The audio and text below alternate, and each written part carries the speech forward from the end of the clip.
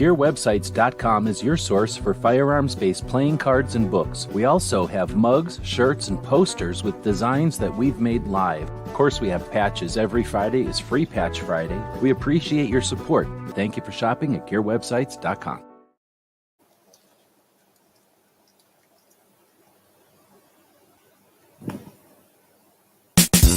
AskGunQuestions.com is a website that we built back in 2007, and since then, for the last 15 years, people have been able to ask questions of simple to advanced nature, and we attempt to answer them in different ways over the years. Join us now as we start a new series to answer gun questions. And welcome, everybody. Looks like it's just me and the co-host today. I'm using a new microphone, so give me some feedback on the audio, please. We're running it on a different thing than before. Put this arrow going this way. All right, so we're here for Ask Gun Questions. We go live, like the introduction said, every Saturday to answer gun questions that come into the website. So we're going to head over to the website. Tony said he'll be here, but he's running a little bit late doing some stuff. IRL, as the kids would say. So we're opening up, where am I going? I'm opening up the website over here with the database. It is the second. Every second matters. Thanks everybody for saying hey. We'll start saying hey to the people that are joining us live. Move this down a little bit. You may notice, the puppy hasn't noticed, but back here, there are peanut butter biscuits. So if anybody feels like super chatting, that triggers a puppy biscuit. Just saying. All right, so then thanks for the feedback on the mic, by the way. Appreciate that. Okay, now I have to scroll all the way to the bottom of the spreadsheet. And we do have a couple of questions that came in, so I'd appreciate that. Thanks. So let's just go in, and while we're waiting for Tony, Clover doesn't show up to the show anymore, so we'll probably take him off the roster. We'll say hey to the people that are joining us live. So we've got Krabby Turtle, first one joining, and saying happy every second matters. It is the second of the month. Let's talk about that for a second. On the second day of each month, let's see, does this still work? If I go up like this and turn my camera and then go up, I guess I could turn this monitor. We can go back to 2014 when we made the first Every Second Matters patch. That's because Every Second Matters was created in November of 2013. Then in 2014, we had started gun channels. Those are the first gun channels patches.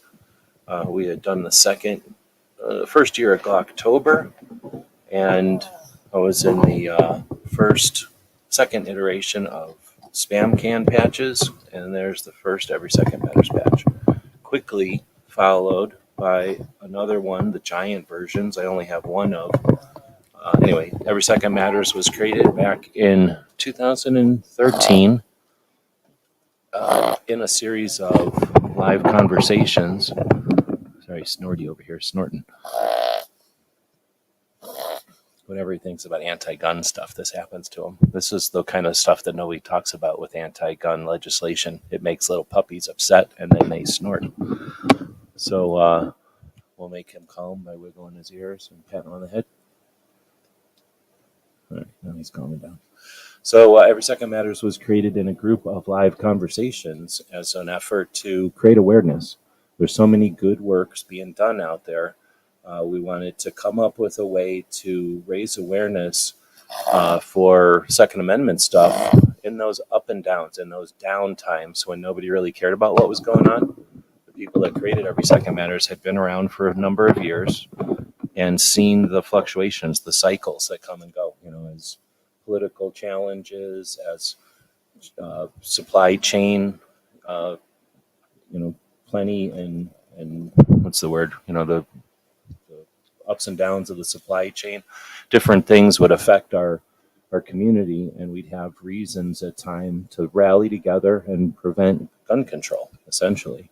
And then in those times when gun control wasn't being used as a distraction from other political failures, we get lazy, we get apathetical, apathy would kick in, and we would just not be working together. So Every Second Matters was designed to be just a way to have a consistent, persistent focus on what the Second Amendment protects. We didn't want to make it an organization that you had to join or some kind of rules you had to follow necessarily. So instead, we just said, hey, do something on the second day of each month to commemorate, the Second Amendment, what it represents to you, what you're feeling at the time, how you're vibing, as the kids would say. This dog is vibing right now. Oh, no, he's thinking about it. He's thinking about anti-gun stuff. Anti-gun stuff is going through his head, and that's what happens. Poor animal. Poor animal. Dianne Feinstein will not be mean to you. She won't be mean to you. It's okay. She won't be mean to you. So sometimes you do this and then quit it. Come on. Open your mouth. Open your mouth. Open your mouth. Breathe out of your mouth. Here you go. There you go. Poor dog. It's the anti-gun stuff that gets them. Anyhow, this is because I don't have any other co-hosts. We have to deal with the noisy co-host over here. Second worst co-host I've ever had on the show, by the way. Anyhow, it's Every Second Matters. Been around since the end of 2013. There's no rules. People have either kept it going or not. There's no money to be made.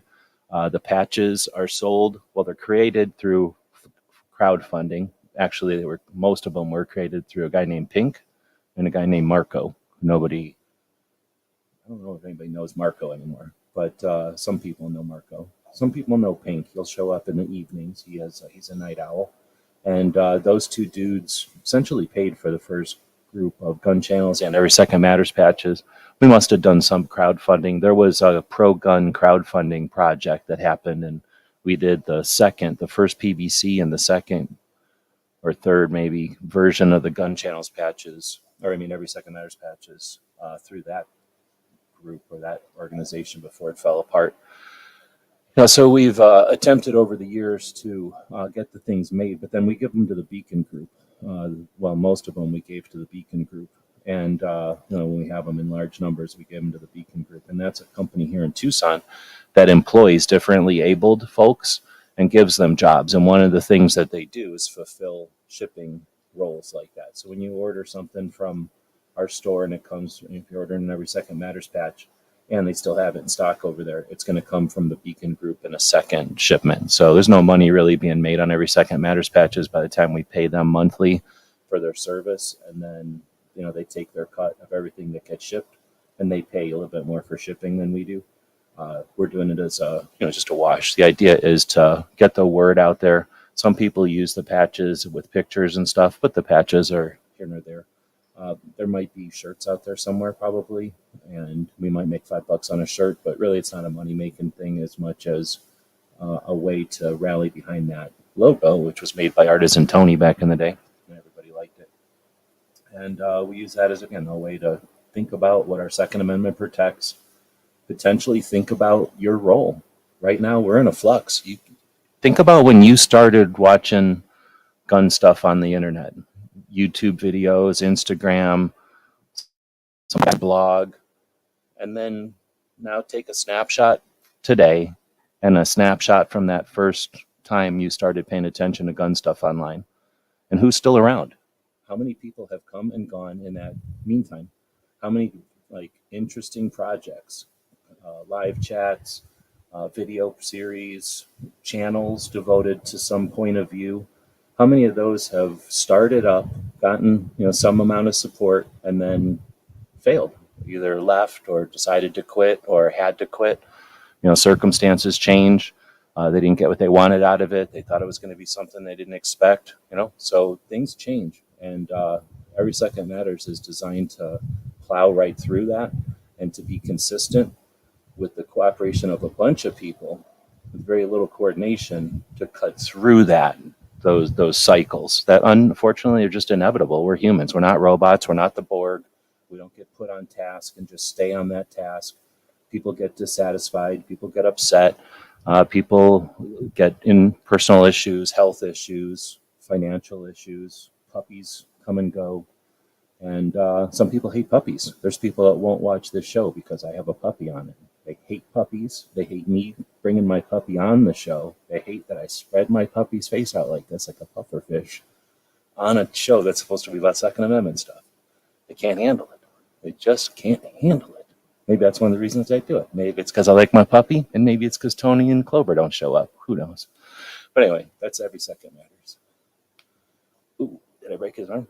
Well, we're gonna do a puppet show. He's gonna puppy sign language the rest of the show for us as a new feature whenever Clover and Tony don't show up.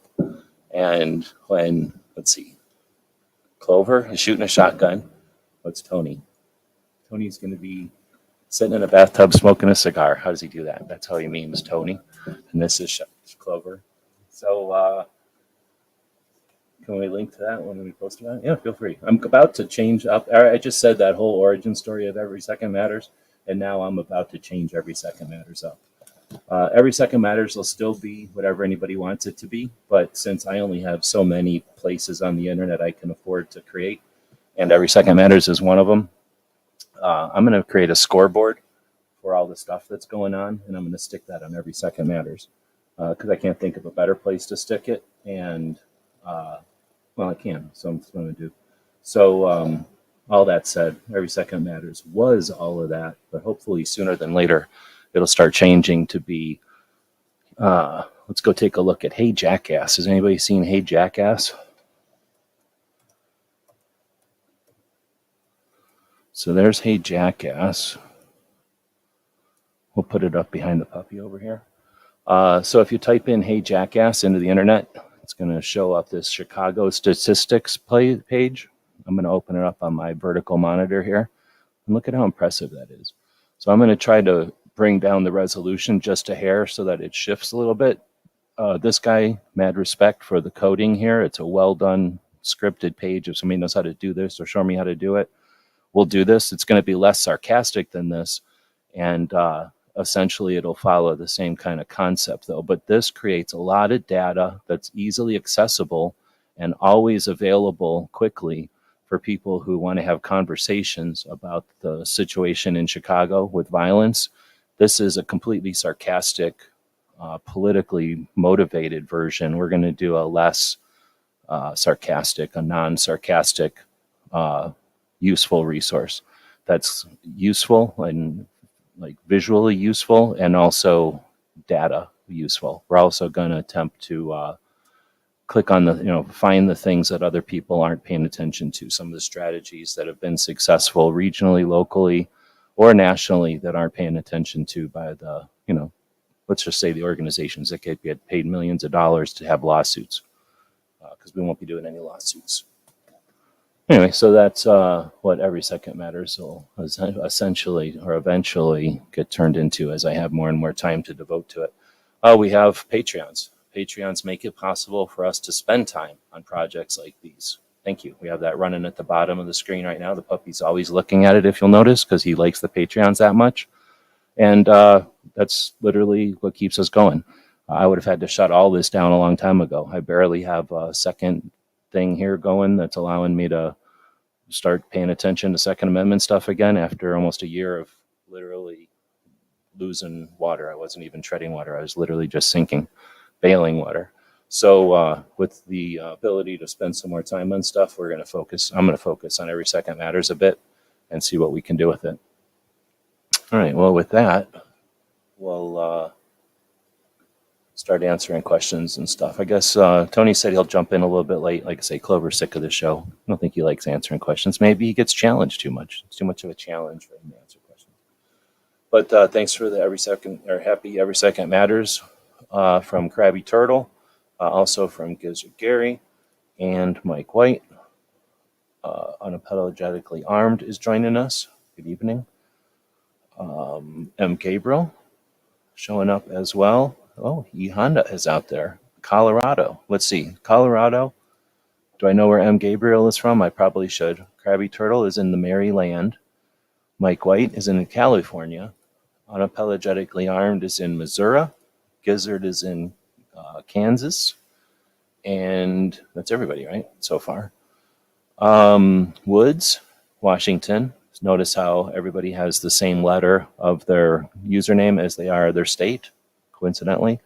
G23 up in the state of Oregon. And is that everybody? Thanks everybody for joining. Oh, barbecue jumping in from the Vania of pencils, where pencils were invented, and also Vanias were invented there. And then Ozzy jumping in from the state that looks like a arrowhead, also called Illinois, if you want to bother them people. Okay, with that, we will jump into some of the questions that came in. I will continue to pet this dog. Otherwise, he just looks down. So if I don't pet him all the time, he looks down. But if you pet him, then he does his job as a co-host, looking like a dog.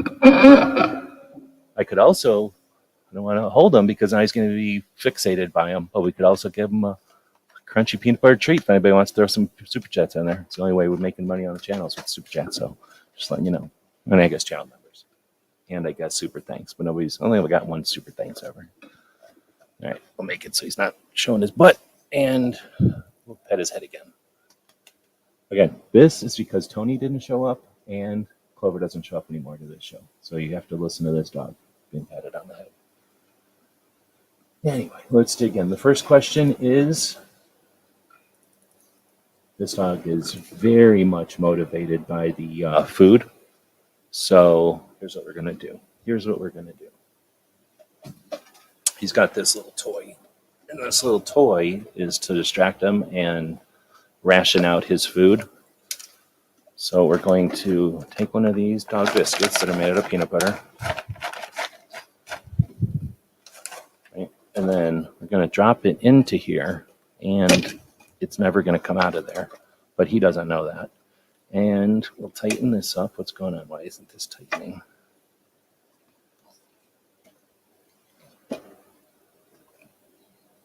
Did he break it? The little tiny dog is too muscular. So now he spins this, right? And then little pieces will come out, and he'll think that the rest of it's going to come out. And that'll distract him for the rest of the show.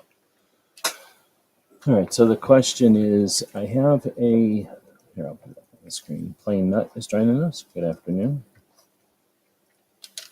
Oops.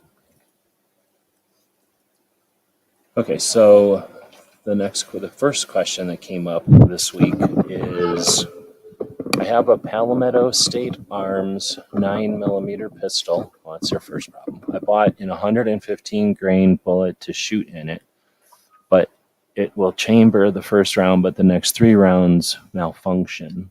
Then it is, I guess it is okay. I have a 17-round magazine for it.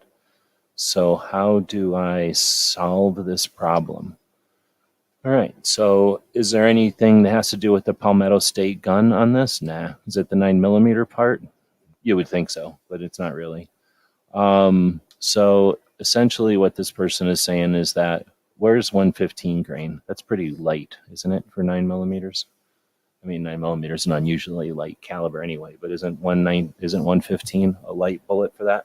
So if you're going to shoot the smallest possible thing in your gun, and if the gun is designed to work with a spectrum of things, then right off the bat you can start diagnosing to the cyclical issues there. So magazine, follower, and ejector or extractor, I guess.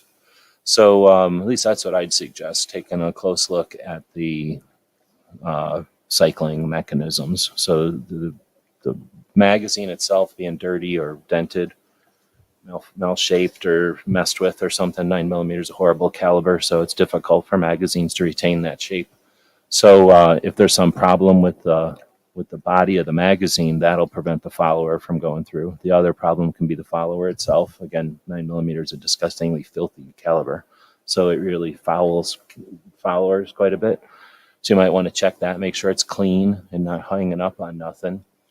And then if it's not the magazine itself, you just want to make sure the lockup, something goofy about the lockup, something not seating correctly or not setting in all the way.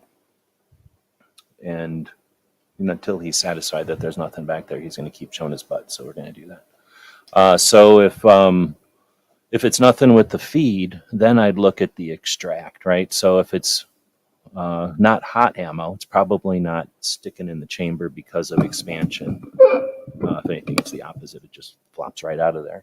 So then it might be the extractor. If the extractor isn't clamping on good And it might not be that it's broken or adjusted wrong. It could just be not a good matchup with that ammo. 9mm is a very sloppy ammo. They can't make it fast enough for the addicts, and addicts have no interest in quality or consistency. So you're going to find out a spec 9mm all over the place. I mean, there's a reason why it's known on the streets as a garbage caliber. Anyway, so it could just be. Well, here's Tony joining us. Finally, get rid of his dog all the time. Hey, thanks for jumping in. Yep. Right. So I was just ragging on 9mm a little bit because the question is, we're jumping right in since you just got here. Have a Palmetto State 9mm pistol shooting 115 grain bullet. The first round is okay, but then the next three malfunction with a 17 round mag. How do you solve the problem? So I was just saying, if it's not the magazine feed, then it's the ejection, and then you showed up. So that's pretty much where I got it. Yeah, there's a few reasons. I understand what you're dealing with PSA pistols at the price they're going for. I was looking at actually a slide and everything yesterday. They're making a lot of them. It could be just how they manufacture in their QC, their quality control. Or it could be spring and how they're sprung, and they just don't run well with 115 or just some 115. I just found that out with something I got and was running that it wouldn't work in my Glock 19. And my Glock 19 pretty much eats anything, but it didn't like this particular brand of ammo. So check that first and see if it only works with that or doesn't or malfunctions with that particular 115 ammo that you're using. Or is it with all 115 grain ammo? And maybe it needs to have, 124s or something hotter. So I check the stuff that costs the least amount of money first. And also, is it brand new? Does it need some break-in time? Does it, So there are a lot of different things you can check out first before you start putting real money in it. Yeah, you hit a bunch of stuff that I was going to hit too. So I think, again, you can have, especially on a new design, you can have the perfect design and it gets tested and everything's good about it. And then it goes into production and it's a different entity. Right now, the design is one thing. The ability for the machines to make the parts for that design consistently over and over, that takes some time usually to kind of thrash out all the issues. So maybe, the way you designed it has a right angle over here, but if you keep making it a right angle, it burns out drill bits or something. Or maybe if you make it a right angle, it's just takes 5 minutes longer to match it up with this other part, where if you made it a curved thing instead of a right angle, now it doesn't take any time to match them up with other parts because it removes the issue. And those are the kind of things that in production they find out, and then a design gets tweaked a little bit. Now you just to tweak it enough to make it work in production. At what point is it not the same design anymore? And now what had enough weight on it, what had enough travel, maybe there was enough room to something to travel and it worked great on the production gun, but now you rounded all the corners and there's like a 1/4 inch less travel surface or something, and that creates a little bit of inconsistency or something. So, there's that balance, and all of that gets weighed out over time, right? When they get feedback from end users, when they have experts take a look, when they do their measurements in production. So that's where I don't want to use that as excuses, other than we're talking about a thing that's in your hand, has to worry about all the liability and safety issues of something, essentially exploding inside of it, and then cycle well for a lifetime. And it has to do that out the box, because I'm assuming a Palmetto State is a brand new gun, right? It's not like a Glock or a 11. It's some new design. It has to do all this right out the box. And instead of just performing adequately in 1984, compared to 6 other guns on the whole market, now it has to do well compared to the 6 new Glock models and the 8 new SIGs and the 14 new Rugers and the other models that already have a life or, a thing. So things are going to get evaluated much more strictly or much more whatever, like harshly. And there's all these issues that just nobody can calculate. I mean, the best designer ever, maybe Browning after his whole thing, or Kellgren now after making so many guns, maybe they get like a sixth sense on how to anticipate what it's going to need to get all the way through production without changing my design. But you know what I mean? Like, I'm sure the first designs that somebody makes, they're appalled by all the changes that get made for production runs. And then eventually a good designer figures out how to deal with that. And, you know, like a stoner or something, they just start to build guns that have that in mind, right? So that takes some time. So I think the Palmetto State is somewhere on that. And everybody, of And course, learn from the past or whatever, and you know, try to anticipate, but still they're on that path somewhere. And you got to give the gun a minute to get through that growing pain. But then the other side of it is, you buy a Glock or something, that was a factory built around the design. So they knew what they wanted, and they built a factory around it. Uh, that's essentially what Palmetto is doing, I'm sure. But let's say the gun comes out and it's a little bit tight here and there. They don't Mhm. have the time on the clock to know, okay, let's open up the tolerances a little bit. Instead, it's more like when you bought a 1911 back in the day. You went out and shot it, like Tony, I think, was alluding to. Like, you went out and shot that thing until it kind of wore itself in. All the high spots got ground down, and all the low spots weren't low spots anymore. And now the gun worked. And sometimes you'd shoot it and it would develop an issue. And that was the other reason you shot a gun a lot, because if it was going to have an inherent issue show up, you wanted it to happen on the range and not when you needed it. But I don't want to default to like all guns need some kind of warm up or break in, but you want to give a gun a break in to give it a chance to wear in, or no, you know, to wear its, what's that called? Seat its parts or something, match its parts. Mhm. And then you also want to make sure that there's not a air bubble somewhere in a rail. You know, you don't know unless they've done magnetic particle inspections on these parts, and you don't know if they have unless they make a big deal about it. They're not going to talk about what they don't do. But unless they've X-rayed it for little tiny bubbles in the metal, how do you know there's not a little bubble in the extrusion right where it, you know, it matters on your rail or on your little span where it holds a pin or something? And you don't know that until you beat that thing, just like a vehicle or something. You don't assume it's going to work for your family until you've taken it out a few times, right? Well, also, let's go ahead and I'm a fan of Palmetto State Armories. Don't think, just because I can say some things about them, ask questions about them, or put forward some things that could be seen as negative, that I'm trashing the company. But we all know Palmetto sells blims. I mean, I've purchased a bunch of them, blim items, and nobody says that some of those blims couldn't have gotten through their quality control process, and you have one. So yeah, you try different things, try different mags, try different ammo. It just might not like that particular ammo. Also, I think many of us forget, did you put a flashlight or accessory on the front rail? Because Glock, Gen 3, because this is a copy of a Glock Gen 3, would act funky if you put a light on it. That was one of the things that is known. So it's just a lot's up in the air. And yeah, it's always a good thing to run your gun, find out what it likes, what it doesn't like. And I don't like break-in periods on firearms either, but understand that this isn't a Glock that has gone through the testing that this design has gone through. It's a copy of a Glock. It's a clone of a Glock with some touches that PSA threw in, with some different angles, with some differences. It is not just a direct clone of a Glock. It's you copied somebody's homework, but you changed a few of the answers.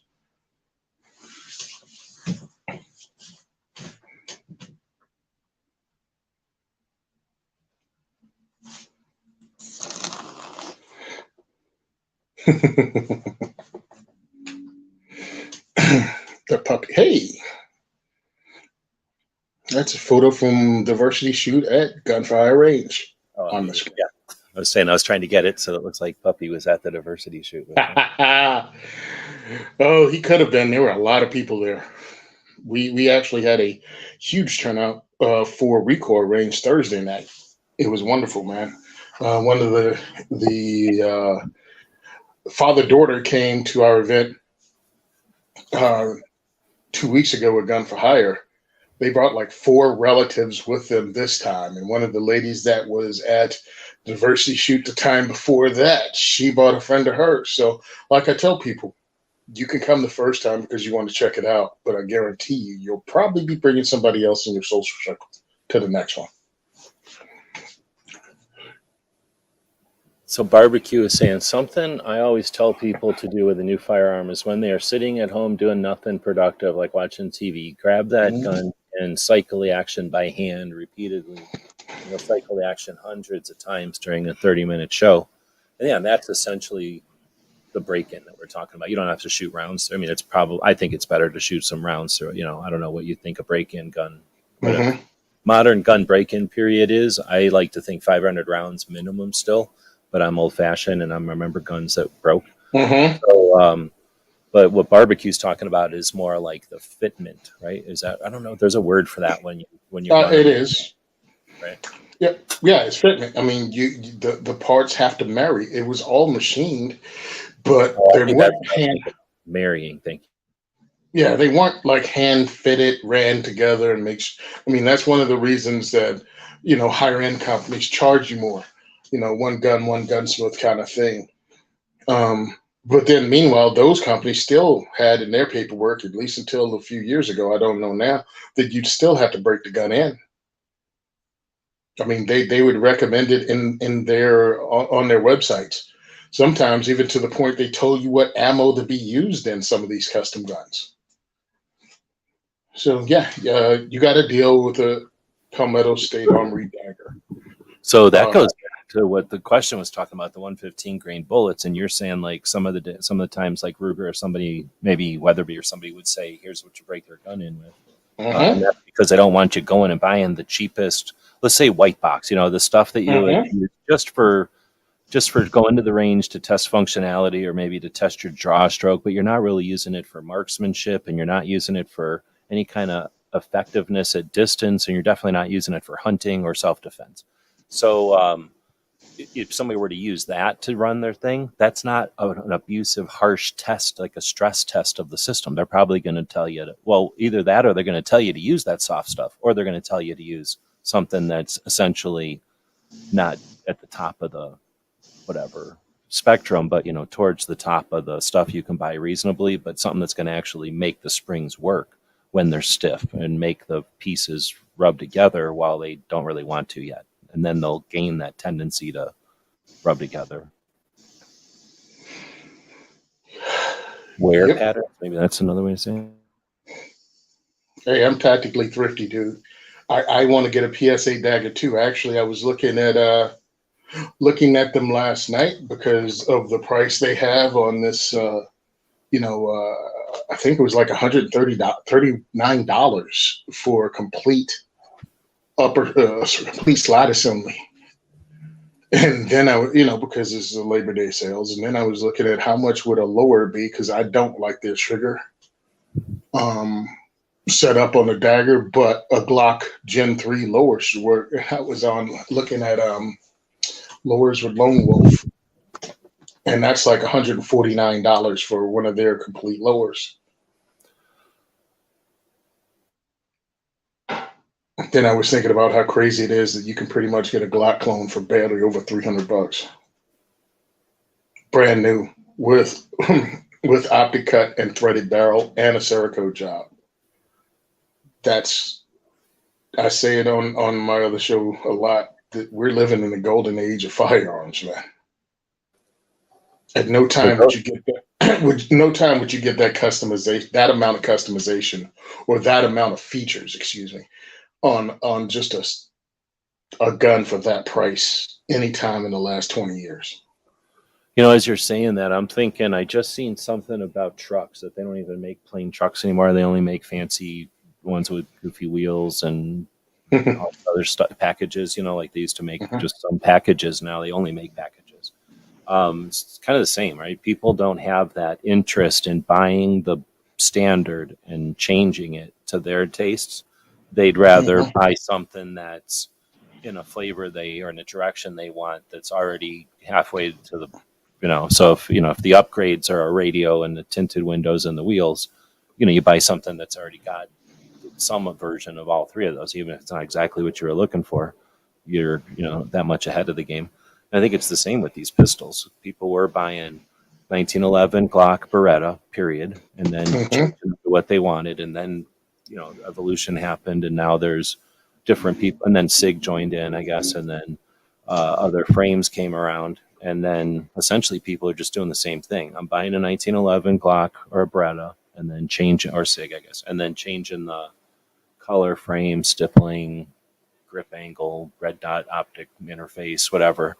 And now they're just buying these things that kind of come pre with that stuff. And then, it's just the taste. People, we don't live in a world where it's easier and cheaper to build one 100,000 times. It's just, you're going to build, you're going to need 76,000 and you can build them one at a time. You just build, or at least 10 at a time, you just build them right to spec. So I think it's probably the same way with other things if we'd paid attention. Food, I guess. Yeah, I mean, You don't go to the store and buy a pizza or a pepperoni frozen pizza like the old days. You could get maybe pepperoni, sausage, and cheese, and that was it. And now you go to the store and it's like this kind of fancy artisan that, or crust this, or different kind of 5 cheese that. Like you buy them all fancy. There's a whole aisle. In the firearms, the first time I recall seeing stuff like that was when Off the Rack 1911 started coming with lowered and flared ejection ports. Like that was a custom thing back in the day, and then all of a sudden it was on standard, and they also started putting bigger sights on them, and then that was a thing that was again custom. And when we saw it, and I think it became, this is a thing that you can produce. You're starting to make them like this. The ones with the GI sights that were barely pimples on top of a slide. People want to be able to shoot better. IDPA started, USPSA, action shooting, whatever you want to call it, started in the 70s, 80s, and 90s. And by the 90s, they started changing handguns. I mean, like by the time the U.S. Military adopted a Beretta, that had a higher sight than the 1911 did. And sights became bigger and the options became more. And then they just started putting them on. Look at some of the budget guns from 2000 compared to a budget gun from today. Huge difference. Hell, 2010, huge difference. Look at some of the, Taurus. Before the G3, like the Taurus Millennial, and I forgot what the others were called. The TH series, I think, of Taurus were really plain. And now look at their G3, G4.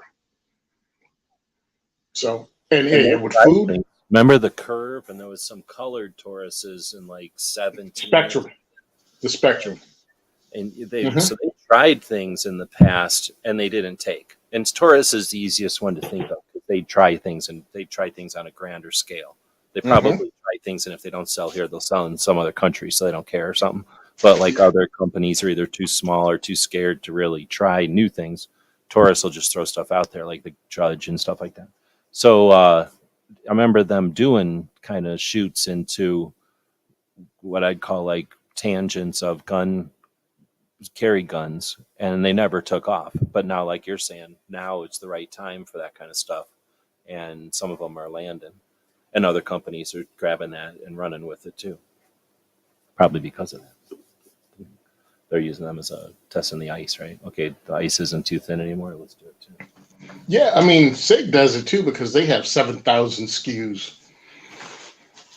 Like SIG will try the P365 SAS that really had the Metro Light sights that were sunken into the slide. That for some people were a hit, but for most people was a miss because the sight picture was 3 dots that you had to align up. But they tried it, and I'm sure you can probably dig it up. Well, like a gutter sight, a couple of companies have done gutter sights, but yeah, that's more of a taste thing, right? Like it's one thing or another as far as machining it. I'm sure it's probably a little easier to machine it, but that's a taste, and if it takes on in the culture, that's something else I want to hit on here, I think, in a second.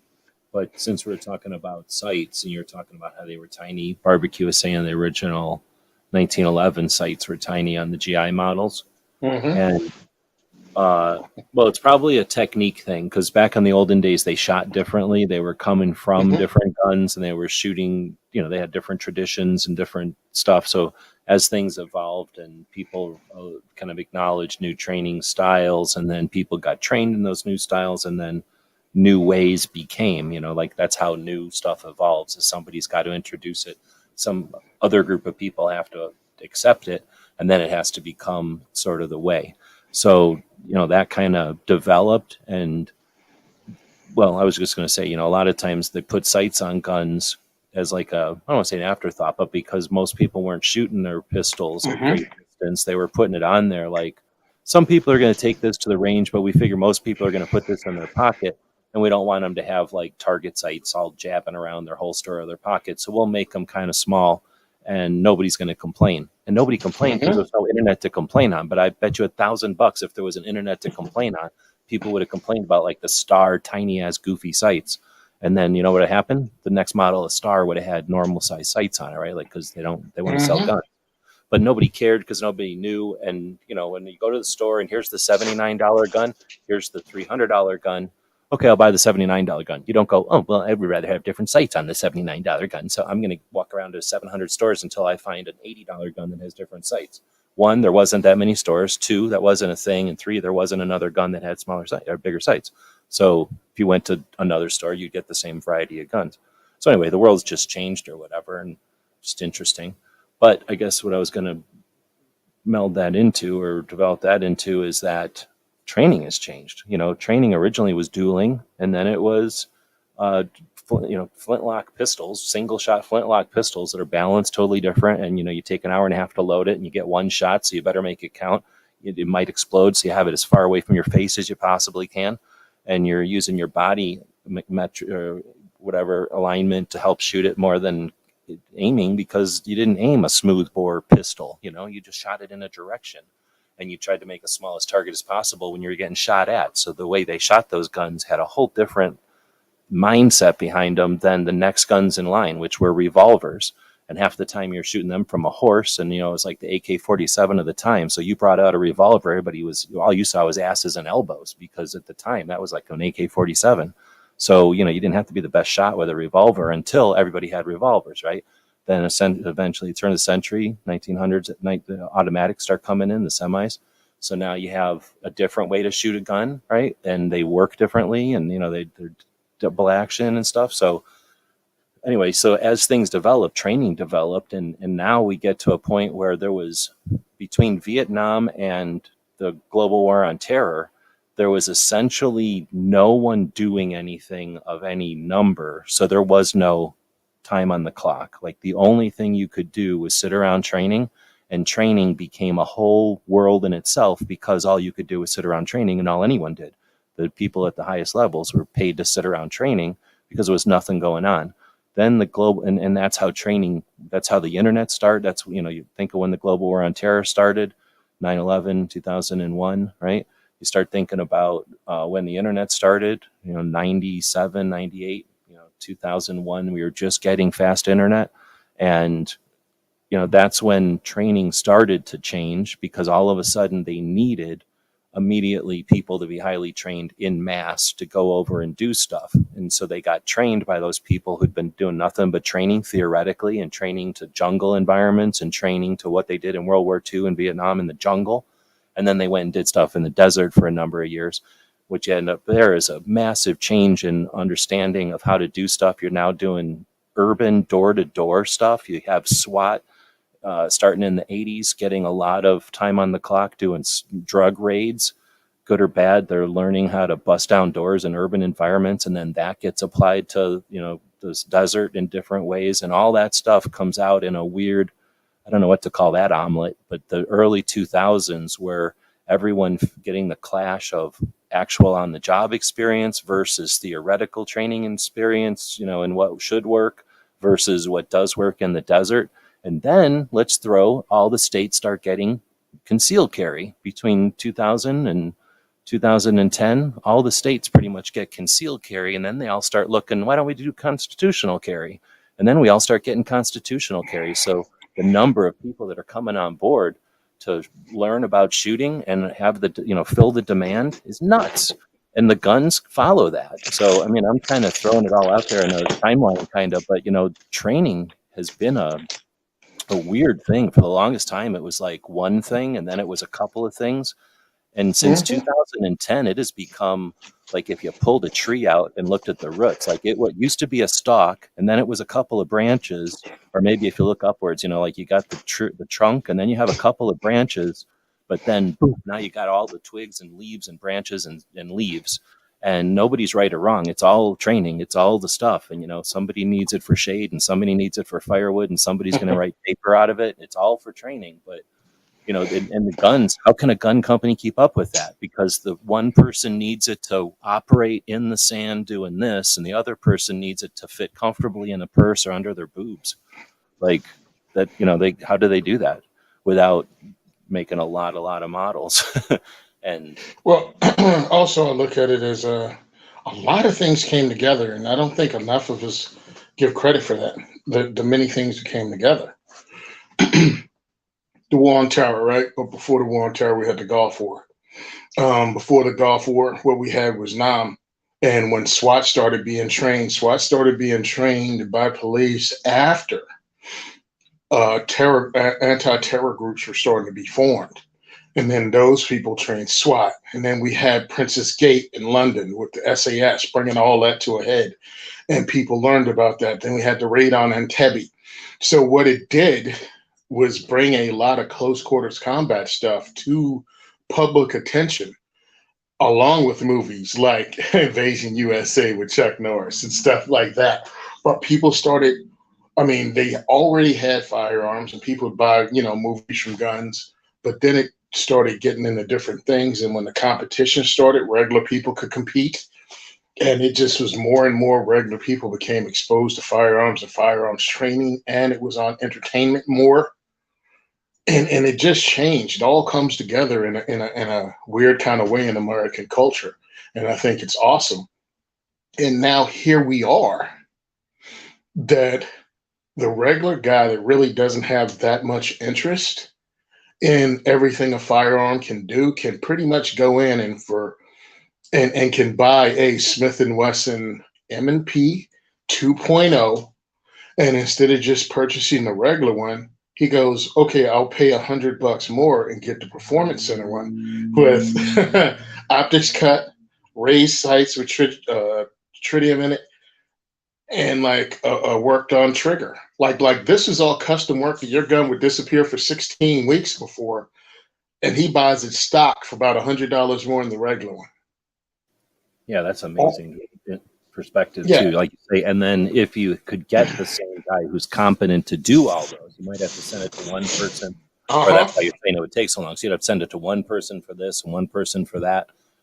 And then hopefully by the time you got it all back, it was the way you liked it or what. But yeah, that's so true. That's the companies, figuring out that, okay, we're going to be making 100 of these and 70% of our customers are going to go cut serrations in it. Why don't we just start cutting serrations in 30% of the ones we make and see what happens? And then they're like, oh, wow, they sell and we can charge more for them. Yeah. It's all about time. And they're paying an American person with, Social Security and health benefits and everything. They're paying that person to spend more time with your slide in a machine.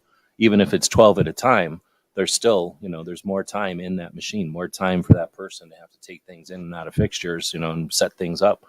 And that's why it costs $100 more. It's not like they just go, oh, flip a switch, $100 more, no big deal. I'm just throwing it out there. Like, it's not like it's a money grab. It's, costs more. But they figured out that they could do it. Why not do it? They're going to run 70 through a mill anyway. Just, the first 50 go through and the last 20 get another process done to them.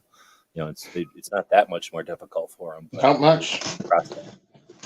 Yeah, it's funny because it's funny. I quit saying that. I found it interesting, and I think regular people who aren't really into guns can see that change just by when they go in and look at the used guns and they see a Gen 2 or 3 Glock and compare it to a Gen 5 Glock, same model.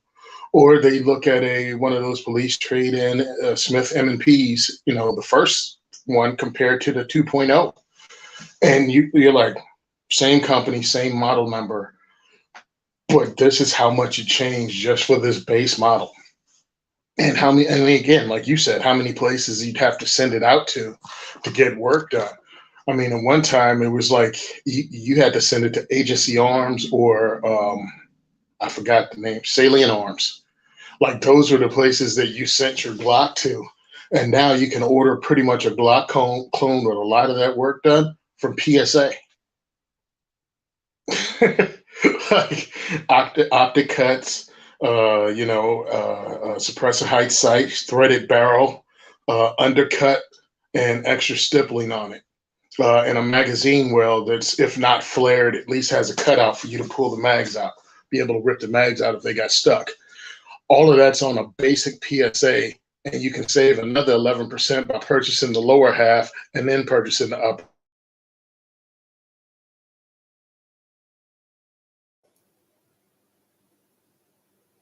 Right on.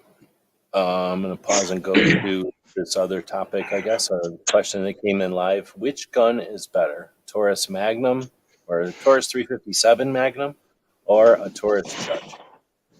357 Magnum. Taurus Judge was a compromise between two things that doesn't give you the best of either world. Yeah, I'm not a big fan of Judges for what Tony just said, and they're not little. Even the smallest Judge is still that massive 3.5-inch cylinder, which is just huge, and those tolerances and stuff. If somebody gave me a Judge, I wouldn't even keep it very long because it's just not that interesting. I'm not a big fan of the shotgun stuff to begin with, and if I wanted a revolver one, I think the only thing I'd want is the Thunder 5, which has more history to it. If I didn't live in Jersey, I'd own one, dude. 4570 found one for like. You're talking about the Thunder, or are you talking about a Judge?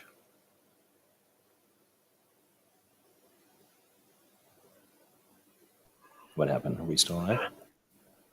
Hope so. Nope. Okay. Wait a minute. I don't know. Are we? Are you talking about if you were in Jersey, you'd have a Thunder 5, or you'd have the Judge? Yeah. Okay. I'd have a Thunder 5 because I was at my favorite gun store in PA, and they had one, a Thunder 5 and 4570. And I wanted to buy it, and I would have, but I thought I would need to have my pistol purchase permit already in hand. But one of the guys later on, after. Oh, he's breaking up, huh? Or is it me? I'm not getting an indicator that I'm breaking up, though. Is my thing wiggling? Hold on. You're breaking up a little bit. You just dropped out. Are you driving? Hold on. No, what happens is my internet connection gets weird sometimes using the Wi-Fi, and it's better just to turn it off. So hopefully I'm not breaking up for anybody. Okay. Yeah, good now. You just hit broke up in the middle of your story. Yeah, I saw it at the gun store in PA, and I wanted to buy it, but I didn't. I was ignorant of some basic facts, and somebody later told me if you purchase it in PA, it's 100% legal. You're not going to take possession of it. They still have to send it to your firearms dealer in New Jersey. Your firearms dealer in New Jersey gets their hands on it. Now you can go and do your paperwork and get your pistol purchase permit to pick it up from your the FFL. You only need the pistol purchase permit to pick it up from the FFL in Jersey. Let's say if I'm in another free state, Arizona. I'm in Arizona. You and I were there, and we were hanging out, and you say, hey, let's drop by the gun store. And I saw an awesome deal on something. Let's just make it up and have fun with it. Saw Wilson Combat for $500. Yeah, I'm jumping on it. You know what I mean? Wilson Combat 1911 for $500. I jump on it. I buy it. I never have possession of it. The store will ship it to my FFL in Jersey. When I get back to Jersey, I have to fill out the paperwork and get law enforcement to approve my pistol purchase permit. Then I take my pistol purchase permit to my FFL. Hey, you got my gun? Here's the paperwork that says I can have it, and then I get it that way. First off, that's lame that you have to do that. That's good for 30 days, and then it expires. And if something happened, like you broke your leg and you couldn't get there in 30 days, you'd have to do all that process with the police again. I can get it extended another 30, but yeah. Okay. And then, and that's not on you. Well, that part's the part that's New Jersey, but the other part is normal procedure. If you're, because of the blah, blah, blah, 1968 Gun Control Act and the interstate commerce garbage, That's the same for anybody. If any of us go to another state, we see a pistol at a gun shop and we like it, we can buy it. Essentially, we purchase it and then we send it to ourselves, care of a gun shop in our state that we, our hometown that we shop at regularly, ideally your local gun shop, and then you actually take possession of it there later when you return home. But in the process, you buy it. You have to pay for shipping, I'm sure. And then that gun shop that you buy it from just puts it in the mail as a gun shop to gun shop transfer. Hopefully that will eventually change when we challenge that whole concept that background checks are necessary, useful, cost effective, because they're none of the above. And we'll get rid of that whole garbage that somehow, you can buy any other thing. You can buy a sword, you can buy a knife, you can buy poison, you can buy pretty much any other thing across state lines. They've just decided that guns are something that gun owners never fought back against, and they allowed that infringement, that bullying to take over, but in like '68 or something. Anyway, so this is the show about shotguns for some reason. I think why was it that I got triggered about shotguns? But I decided to do a poll out there for the best shotgun movie, just to give us a separate topic for today. And of the 4 movies listed, which is the best shotgun movie? Terminator 2, Judgment Day, Sarah Connor racking the shotgun at the end. Evil Dead, the zombie movie where the guy has a boomstick. Tombstone, the Western, where the guy uses the shotgun in the what is that called? I can't think of the name of the Battle of the OK Corral. And then Mad Max, of course, with the shot-off shotgun in his car. So, Tony, you got a preference on those 4?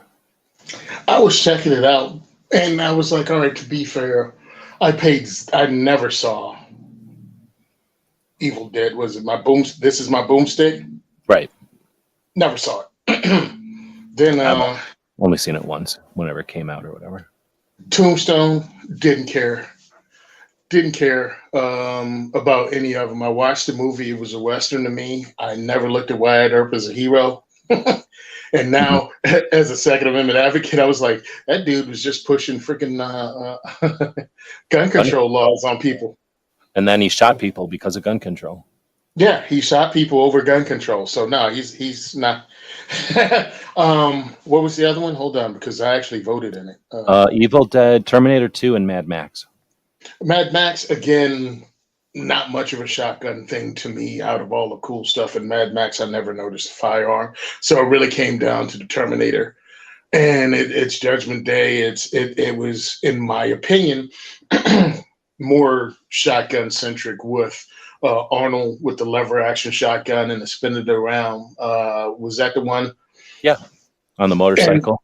And, yeah, did Linda Hamilton, did she work the pump shotgun in that one too? Yeah, that's the same movie, right? So, it's awesome. And also, I think they had it when they were sitting on the table. I think she was messing with. No, that's an error. Well, no, there might have been a shotgun in that whole scene when they were pulling all the guns out of Mexico. Yeah. Yeah. So my whole thing was that was more of a shotgun movie to me. Yeah, now that I think about it, I got to watch that movie. I was going to watch all the Terminator movies the other day when Skynet became self-aware, but I was doing other stuff and I just couldn't do a marathon of Terminator movies. But I'm thinking I'm going to watch them because now in 2023 we have a lot of Terminator movies.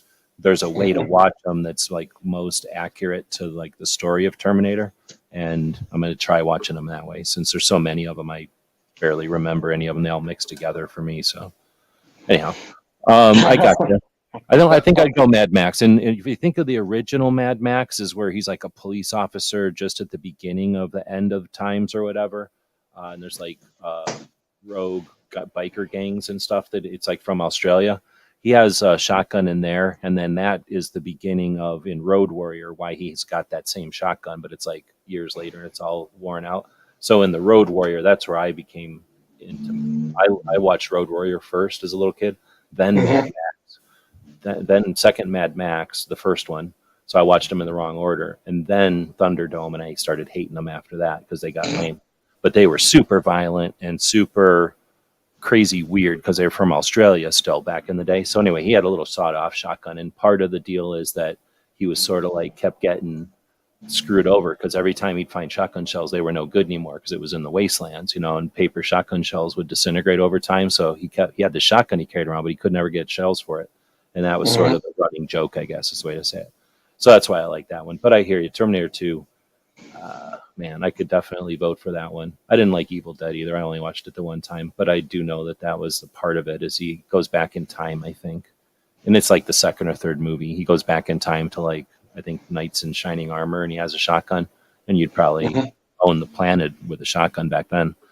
And then Tombstone, like you say, Tombstone is interesting. I live in Arizona, so I've been to the OK Corral. I stood on the place where it's happened and stuff, but essentially, yeah, it's a bad guy who got a badge, and then I'm not saying the Cowboys were good at all. I'm just saying it wasn't exactly like there was obvious right and wrong, and it was definitely what the guy was like, oh, here, just turn in your guns when you come into town, so here's gun control. I mean, if that's the way they want to run the town, awesome, but I don't have to like it. So that was back in the days before there was any kind of state override of the laws. There was no states yet, so that's just how they decided to run their town. That's awesome, but I don't have to love a movie about it. Although I do like the movie. And if what I'm told is correct, Tombstone had those what they call Wyatt Earp laws up until the 1990s, that were still on the books. Until we probably had, because Arizona is the kind of place where it was a territory first. So in other words, it was nothing. It was just a bunch of cities. And then when they made the state, the cities were like, hey, you can be a state if you want, but F you, we already existed, so we're not going to change our ways. And a lot of the states out here are like that. Back east, it's probably like that a little bit back east, but just, there was a little bit more planning and sprawl and stuff, over the years. So out here, some of the cities do have that, I guess, authority or whatever. But until the states vote, that can't happen. What's that called? State? Not exemption. Yeah, it's somebody will say it when we're trying to talk about it. But anyway, I know Arizona passed that, and that's probably when you're talking about when they basically were sick of stupid shit like that happening in Tombstone. I know Tucson was like that too. Charles Heller had to deal with that here in Tucson, and then kind of helped challenge that. State, oh man, I keep saying override, and it's not override. So we got the 357 versus Taurus Judge kind of brought us over to the shotgun stuff. This is the YouTube one I'm looking at here. I thought it was a good poll, so I put it on both our YouTube and on the video right now. So on YouTube, Terminator 2. It's called preemption. Preemption, thank you. Yeah. But here on the channel, or on the video itself, Mad Max is winning. We have 11 votes, so there's quite a few votes, but Terminator 2 is coming in second, and then Tombstone and Evil Dead are tied for third. So if you want to vote, jump in and feel free. It's free today to vote. But anyway, so I'm going to vote also on the Taurus 357 versus Taurus Judge for the 357. However, with the caveat that I always like to throw in there because I don't get paid by Taurus or nothing. I owned I had possession of a Taurus 357 for a number of years when my friend had me hold on to it for a number of years. Almost until I thought it was mine, and then he moved and wanted it back.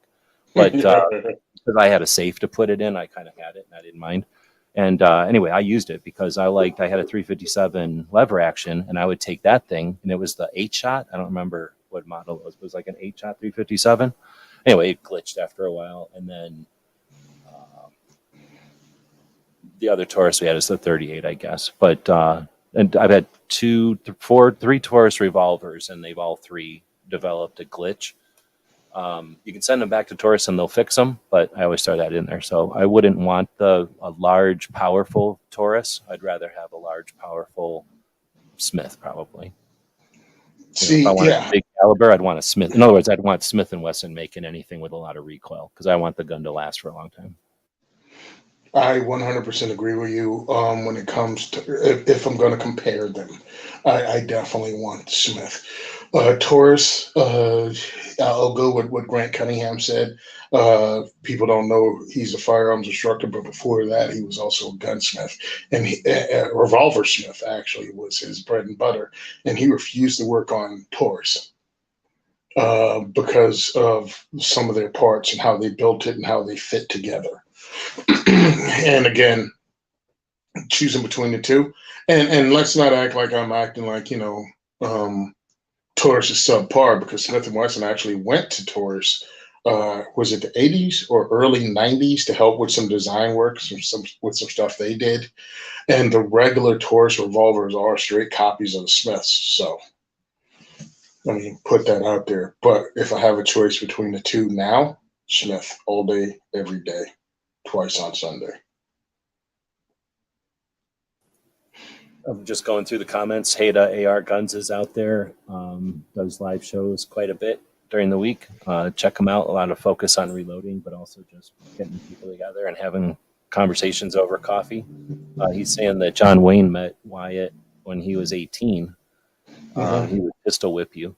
I've heard of people who met Wyatt, because he's kind of in that time frame where our grandparents, I guess, could have known him or something. So I've heard of that, and I know that John Wayne worked with, I can't think of the guy who's his director for a long time, and that John guy, Ford. Ford, thank you. And he was really into Wyatt Earp, right? Like to get authentic, or at least understand the authentic West, so that he could apply it when he wanted to in his movies. I know he was artistic. Understand one thing.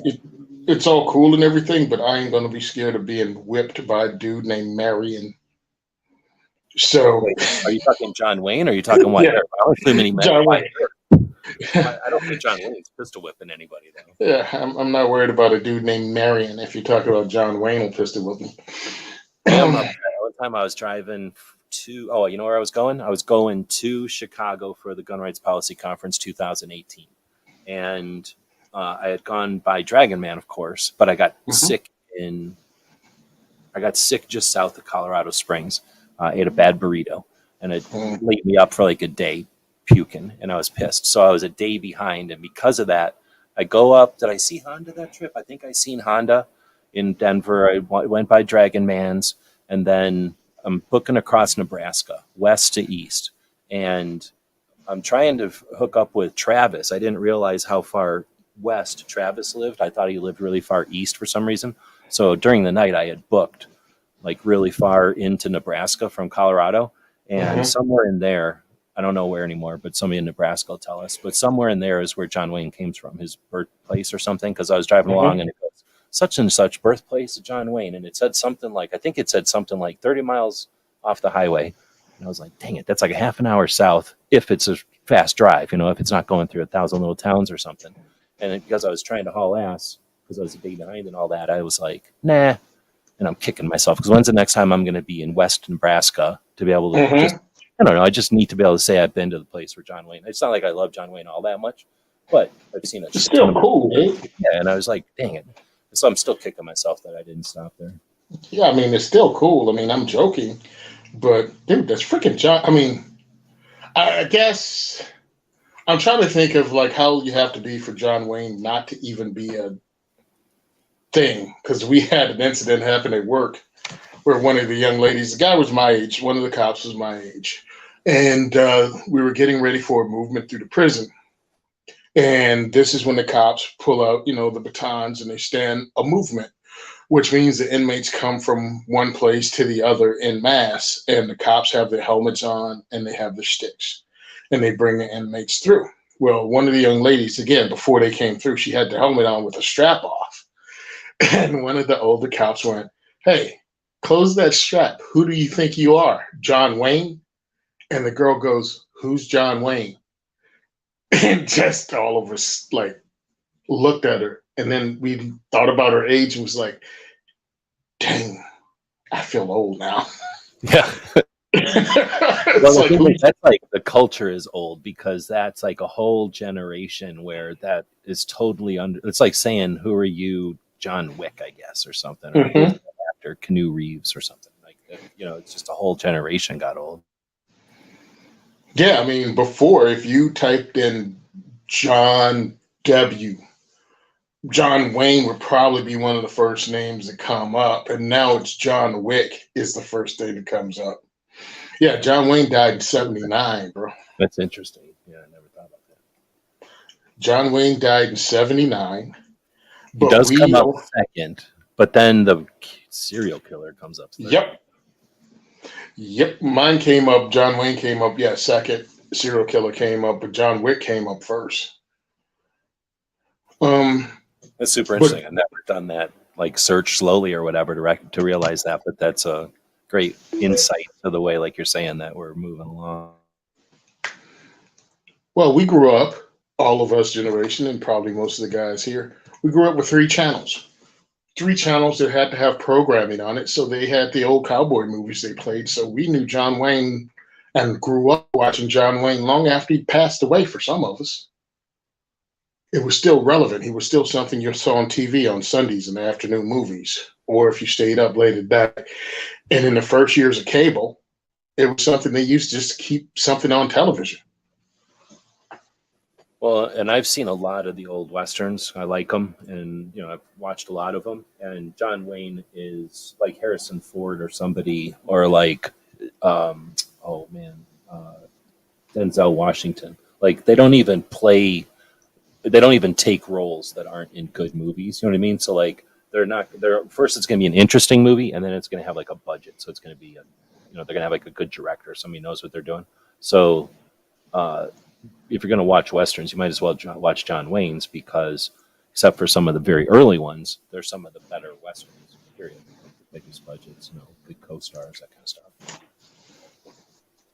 The stories are kind of always the same.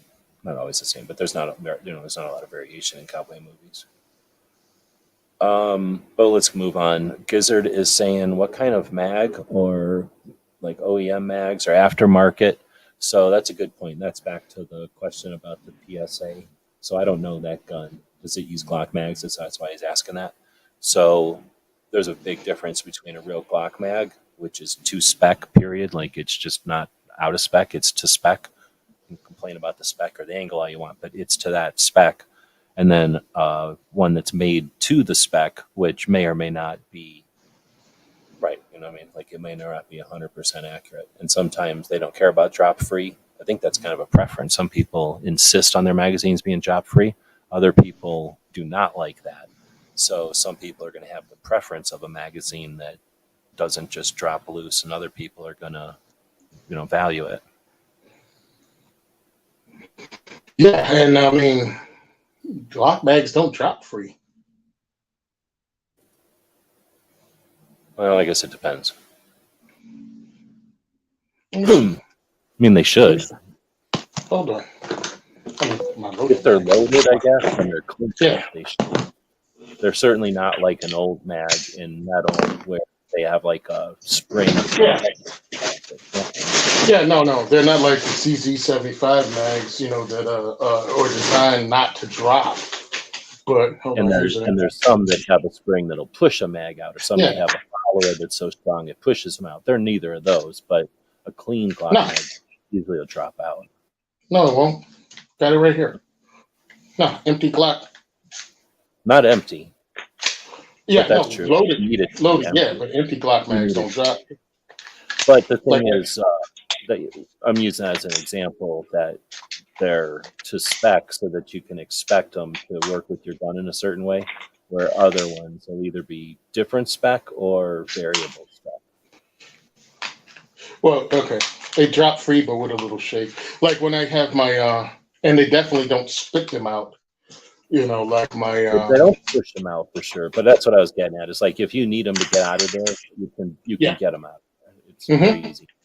And some people don't like that, and they'll call them drop free just because they don't have a retainment feature. Yeah, because the change as technology changes. In other words, as gun models come out with different methodologies, like different systems, we're not going to see just the 1911, which was drop free, or the Beretta or something, which was also drop free, I guess, or some other, like you said, a CZ, I guess, has something to keep a mag in. Yeah, my older CZs. They had the mag retention thing, and if you wanted it gone, you'd have to take the handle out and knock out a roll pin and take that part out. Exactly. I left the variable thing. Yeah, I left mine in because I kind of like it is. As historical as it is, meanwhile, I'm still I'm looking at that P07 as one I might. The reason I was looking at the dagger is because I want to check out and learn how to shoot with a red dot on a handgun. But it's like, well, how much does it cost to like send the P07 in and have the slide cut? You know what I mean? And it's like for the cost of an upper. The slide, a complete slide from PSA. That's about how much it costs to send your gun out and get it cut. And it's like, I don't know. I don't know if I want to spend that money and have my CZ cut up. War Wagon. War Wagon was the best Western. I'd have to go get a summary. I know I've seen it, but I'd have to. I think I remember. I think it's the one where they like circle the wagons at some point. I'm trying to remember what was so good about it. Yeah, I'm sorry. Go ahead. Atari is the one where he goes to Africa and he's like catching. I don't think they're killing them. I think they're catching animals for a zoo or something, and they're essentially driving around like, what do you call, like African safari vehicles where there's like a truck with a bunch of like jungle gym on top of it, and they hang off of that, and they like try to rope a giraffe or rope a rhinoceros, and that's what I remember that movie. It's kind of like watching Jurassic Park or something, except with real animals back in the old days in black and white movie. It was probably super dangerous, but I don't remember the story of it. It's probably I was reading it going, hey, I want to see this. Rancher Taw Jackson, I love the names he had for the movies too, by the way. Taw Jackson is out for revenge. He was shot by a gunslinger, Lomax, Kirk Douglas, on the orders of the mining tycoon Frank Pierce, Bruce Cabot, and framed for a crime he did not commit. Now out of prison, he teams up with his former enemy Lomax for the elaborate heist targeted at one of Pierce's gold shipments. Robbing the heavily fortified stagecoach known as a war wagon won't be easy, but the payoff, $500,000 in gold, will be a sweet payback indeed. Okay, now I remember that one. There are some scenes where they're hauling ass across essentially northern Arizona in the Painted Desert up there. Mm-hmm. Maybe Utah, I don't know. But they're hauling ass in this like armored car wagon thing. Like imagine a car wagon that people are normally sitting in. It's like a armored car version of that. With Tarrant on it. With like 12 horses. And I got the impression it's one of those movies where you don't want to know how many horses got hurt making that movie. Because I'm pretty sure it's back in the olden days when they didn't really care about that. The African zoo catching animal one, I'm almost positive they didn't hurt any of them, because nobody would have want to watch the movie where they're like hurting giraffes and shit. But yeah, I thought so. Yeah. The one with the Gatling gun. I kind of remember that one. I just love the John Wayne movies, dude. They were great. One of my favorites that stands out is usually it's either the Yellow Ribbon one or the other Cavalry one. There's two Cavalry ones where they're like a good cast and it's just well made and it's fake. It's supposed to be down here in southern Arizona, but they filmed it up in the picture Painted Desert where all the fancy stuff is that Ford did everything in. So it's wrong, but it's also just a good movie. It's like a version of all the Westerns or something. I think that one was pretty good, but I kind of like Searchers. I like his older ones. And if we're just saying in general, I really like McHugh. One of the first times anybody shoots a Mac 10. Mac 10? He's old, yeah. Being a cop where he's being a cop. He goes into some gun shop or something, and the guy's like, hey, come in the back. Let me show you something. He's got like a bowling bag with a Mac 10 and a suppressor, and he's got the whole thing of loaded mags. And he's like, here, just wail on all these like buckets of sand on the wall, and he wails on them just in the back room of this gun shop, and then he's like, thanks buddy, and he just leaves with it. It's awesome. And he drives around shooting people out of muscle cars with it. Amazing. Yeah, that was supposed to be Steve McQueen having that in that role. Oh, I'm so glad it isn't, because it's so much better with the old John Wayne. It's awesome. So McKean, and it took forever. That you couldn't watch that movie online until about 4 years ago or something, and now it's everywhere. Yeah, that movie. He was 5 years before he passed. Um, what you call? Because I'm looking through his stuff, right, and it's like the shooters, Big Jake. What's the The other one that I shootist, really? shootist is when he's old and he's like it's like the conclusion to all his cowboy Yeah. movies, if I'm remembering. That's a Hmm. hard one to watch when you've liked John Yeah. Wayne for so long. That's why I said that, because that wasn't the John Wayne. Like, I liked True Grit John Wayne because that was just an ornery old dude, but he was still getting it done even with all his flaws. Definitely. And a good conclusion to a like a kind of a summary of all his characters kind of thing or whatever.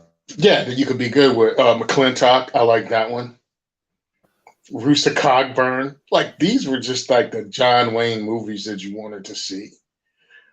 Excuse me, John Wayne westerns that you wanted to see. Because yeah, one of my favorite is Green Berets because it is so over the top World War II ish version of Vietnam. You know what I mean? Like World Like a War II. propaganda version, yeah. It's Yeah, awesome. propaganda film, and it's got George Takei in it.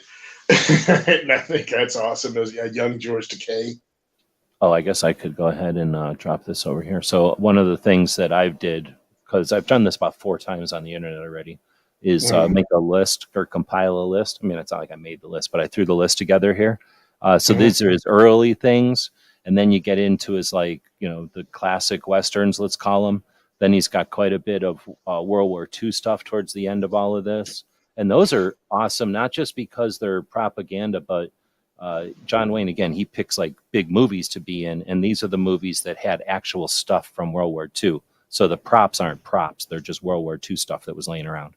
Those movies are significant because they're walking around in aircraft carriers, flying planes, that kind of stuff. It dies off. They can't do that. It's all CGI now. Then you get these like 1960s modern ones, which are kind of the as he gets older, and then like I don't know, glamorized versions of some of the old ones. But then, so anyway, I put that up on the screen. I just try to keep that. I used to have it where I had a review and like I kept track of which ones I've seen. I have to get back to put like a check mark or something next to the ones because I mainly did this as oh, am I even showing the screen? I guess I should be showing mhm, instead of just talking about it. Sorry. I used to have like I say, I've had this list on different websites over the years, and I used to keep track of which ones I've seen because some of these old ones are really tough to get a hold of. You almost have to like look in a bin and buy like a 25-cent DVD or something to get some of those. But that's how I've gotten a few of them. Is I have some like there's 10 old westerns on one DVD, and then 2 of them will have like John Wayne or something. And it's because it was back in 1930s or whatever. And then he's got these ones from World War II. I've just kind of segmented them between his eras or whatever. And then these are the later. mhm.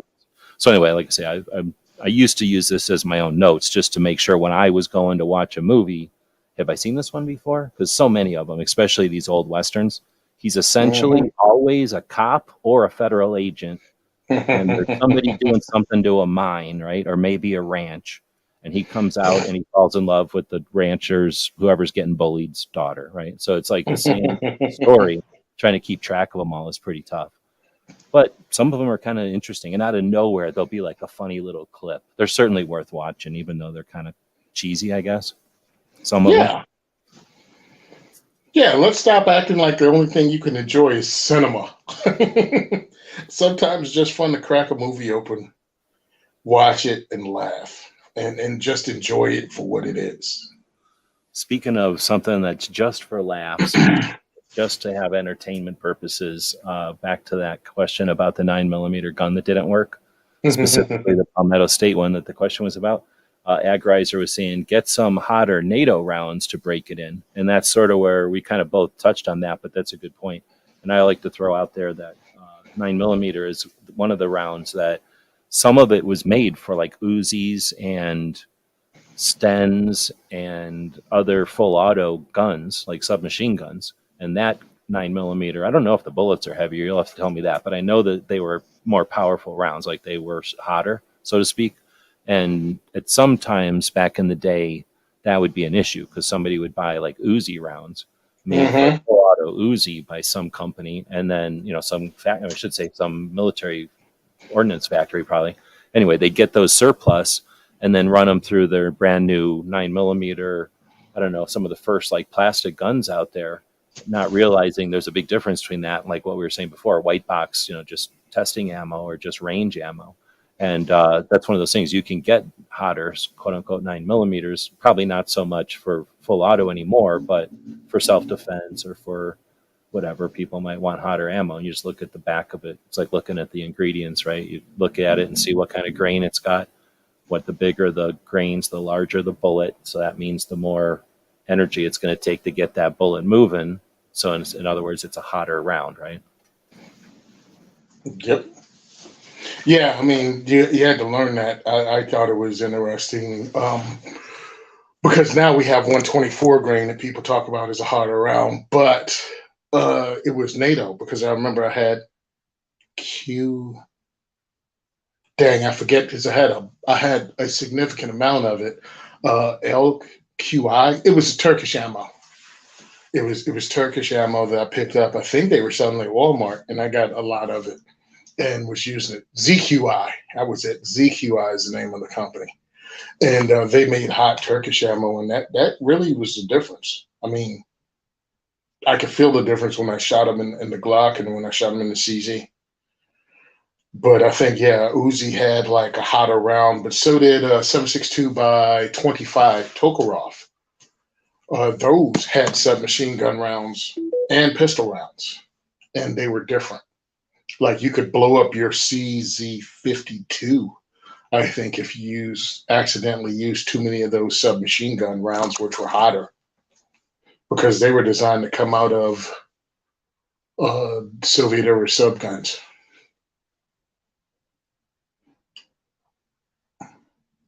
To work those springs. Yeah, Gunsnob's talking about some of the westerns. You got them on DVD, multi movies on the DVD. I actually used to buy my mom, when DVDs were a thing. I purchased that for her birthday / Christmas presents. I would get her those movies because she loves watching old westerns. Like you're saying, some of them are rough, but again, I kind of like them because I don't know, maybe it's supposed to be Tombstone, but it's really some other part of Arizona that I've been before, and I just saw look at that kind of stuff. Or if it really is, or you know what it'll be? It'll be the old Tombstone, old Tombstone is a place here in Tucson. It's a movie set that it was used in some TV shows, and they can change some things in it, but for the most part, the layout and the buildings are all the same.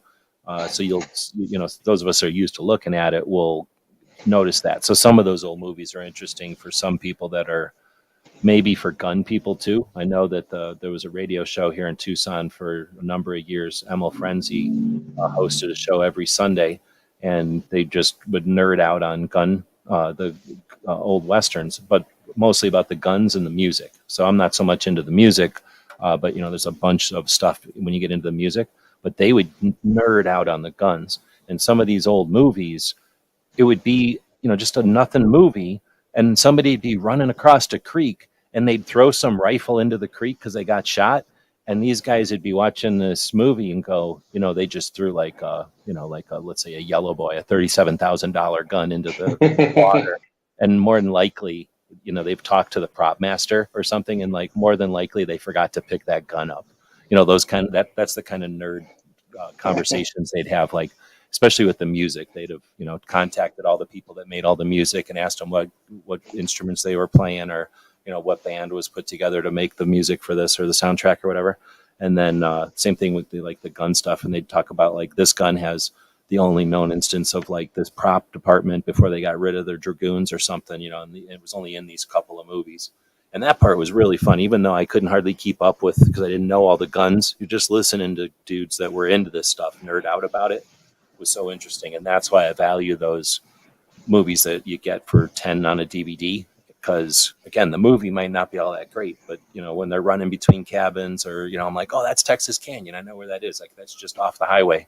Or, that's that one filming studio that 75 movies are made in. And if you start to notice it, what happens is the things like the movie town is like the letter T. There's one street that T-bones into another street, and you start watching the movie and you figure out that all they're doing is moving the camera between like 4 places, and it keeps looking like it's a different town. But if you pay attention, you're only looking at the same buildings from different angles, or the doorway from this building into that or something.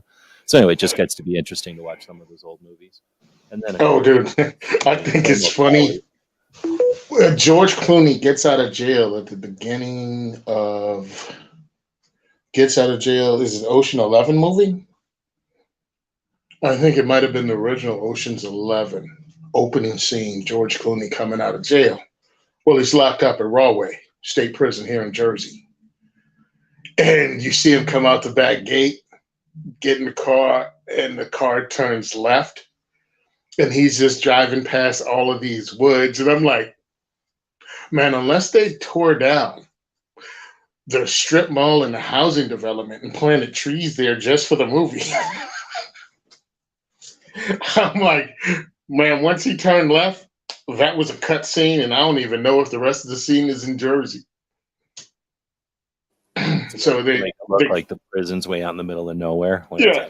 It's like in the middle of some of the like densely populated area, like within 15 minutes of Newark. It loses the effect when you walk out of prison and you expect it to be that parking lot in the middle of nowhere with nobody there to pick you up, and you have to wait for a bus or walk or something. And versus you go across the street and go to the Circle K or whatever and get soda. It's like you walk out of the back of Rahway Prison. It's like brand new housing development right down the street, an entire strip mall with a quick check convenience store, food and everything. And if you look directly up, you'll see planes coming in, landing in Newark Airport, like right above your head, like close, like in the landing pattern. I never thought about that. They put the prisons in the landing parts where nobody wants to live or gets all mad because of the plane noise. And then the prisoners can't do shit about it. Oh, no, not even that, bro. Rahway is the oldest prison in the state. Rahway and Trenton are like 2 and 3, maybe oldest prison in America. Built in early part of 1800s. Like the Civil War hadn't even happened yet when these two places were built. So they were in the middle of nowhere, and the cities grew up around them. Well, I think that's like all prisons originally start, but then not every city grows around them. But the ones that are in cities, I'm assuming. Actually, I shouldn't say that, because there's there's a prison in like Chicago on one of the high rises. It's a prison. And obviously, they put that there. It's a freaking high rise. They didn't build a high rise in the middle of nowhere, and then Chicago happened. Whoa, never mind. I got the date wrong for Rahway. Rahway was established in 1896. Trenton was like 1835. But yeah, they're old. Some days when I come up the ramp, because they have the date on it, and you just go, bro, the dudes that first started working in this prison, if they had retirement like they do now, you did 30 years in a prison, they retired like right at the end of the Civil War. Like the first generation of dudes, you know what I mean? Like that did a whole 30 years.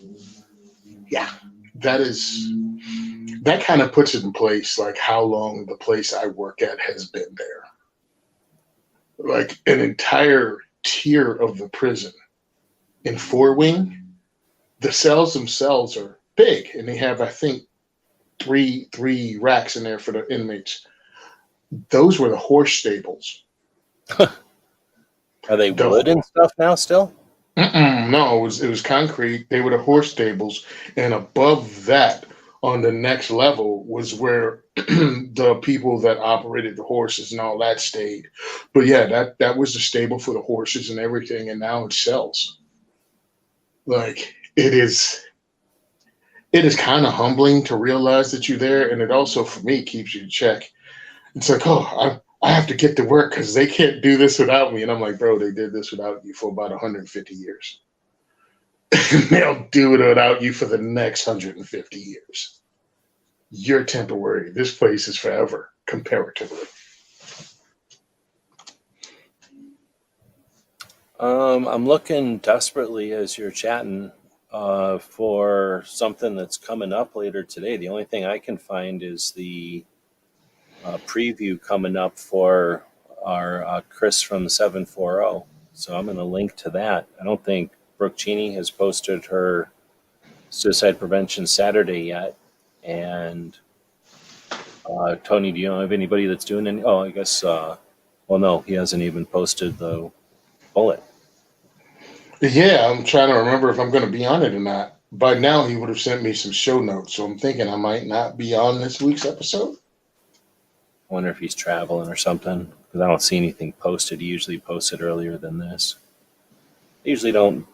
Mike is saying Yankees chat. I usually don't post Yankees. I don't know how many people listen to my stuff that listen to Yankees. I don't really talk about news of the day and stuff. I don't talk about guns and all their nuances and stuff.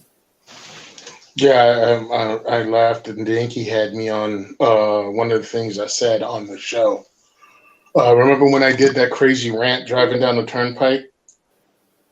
The 15-minute rant on my IG? I guess I tagged Yankee in it, but I didn't know whether he'd look at it, and he actually did, and did one of those, what the heck does he call his daily show? He did that on the short one, the 7-minute, 8-minute one, where he does his rant.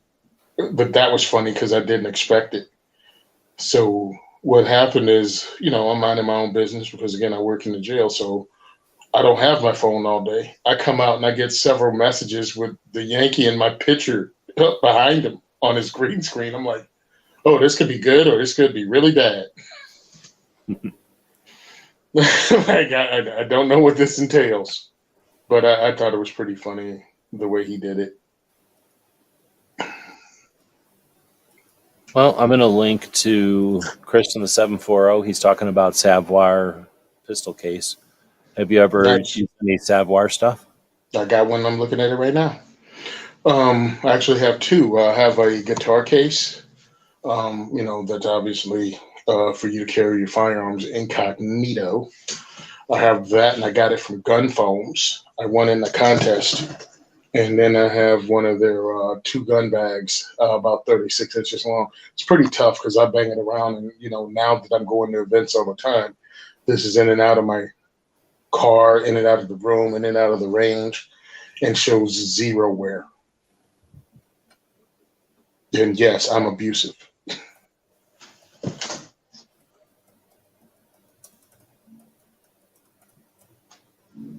just saying. Oh, can I go ahead and say something to everybody out there? When you're looking for new gear, these are the holidays that you buy that gear on. Like if you want something specific and you're looking for it, either get on their mailing list, those sales pop up, or go to shows like Firearm's Gonna Gear Review Podcast and see if we have something with a discount. I'm just talking about to save money. Hey, if you got the money and you want to do it and you want the thing right now, do that. I'm not telling you how to spend your loot, but if you could save 10, 15, 25%, depends on the sale, why not? These are the times to drop that loot. I don't think I'm telling anybody anything that's crazy, but maybe sometimes people need to be reminded. It's worth bringing up because, again, it is one of those things where they're going to raise prices incrementally before the end of the year, and then they'll bring them down to today's prices anyway. So the sales will be that. And then if you can get them at a discount now, then you're probably getting it, unless things start going down in price, which is unrealistic. Buying it at a time when it's less in demand, you're going to get the best price because this is when they appreciate the sale more than ever. I was going to say the other side of it is if you're going through like a podcast link or, like Gizzard Gary hosts the Friday show each week. He's got links out there to buy his coffee, the black, is it Black Rifle coffee? I don't know. I don't want to say the wrong one. Blackout coffee? No, I don't know. I think it's the one that Jared owns. Which one is Jared own? I think it's Blackout. Okay, that one then. So, but good old, whatever Gizzard's coffee link is, his Amazon link, different people have these different links to different things that help them out. But if you're getting a sale, if you can make your purchases at a time when you've got the cash to do so before the holidays sneak up on us, or like Tony's saying, to get a deal on stuff, then I was just saying you can also be helping out the creator, the project. What do you've got out there, or what do you have out there, Tony, as far as like codes or anything, that you got anything that gives you a cut or a thank you? Oh, Or for no, that'll be something we work on later. But the cool thing is, I have affiliate codes and discounts, for gun and gear review. And since we've been doing it so long, I feel I have a better chance of getting those companies to help me out once I become a 501c3. You know what I mean? I have a place to yeah, start. sure. Yeah, I have a place to start that's not cold call. Yeah. And heck, I'll go ahead and say Gun Guy's Garage. If y'all look him up, he helped me out by sending me a bunch of stuff because he moved his company. I think he grew or moved from location to a bigger location, and he just had some stuff that either didn't move or was outside the pack, like the original packaging was ripped because again he moved, and he sent it to us, and I was able to make a lot of that stuff raffle prizes. You're not going to buy something that had the package open, but I can staple it together and you can win it as an item in my gift bag. You're not going to go, oh, look at this trash. It's like, no, everything was together. I'm not giving you anything broken. It was just, I'm not giving you anything, new in the bag. And I thought that was pretty cool of him. Didn't ask for anything.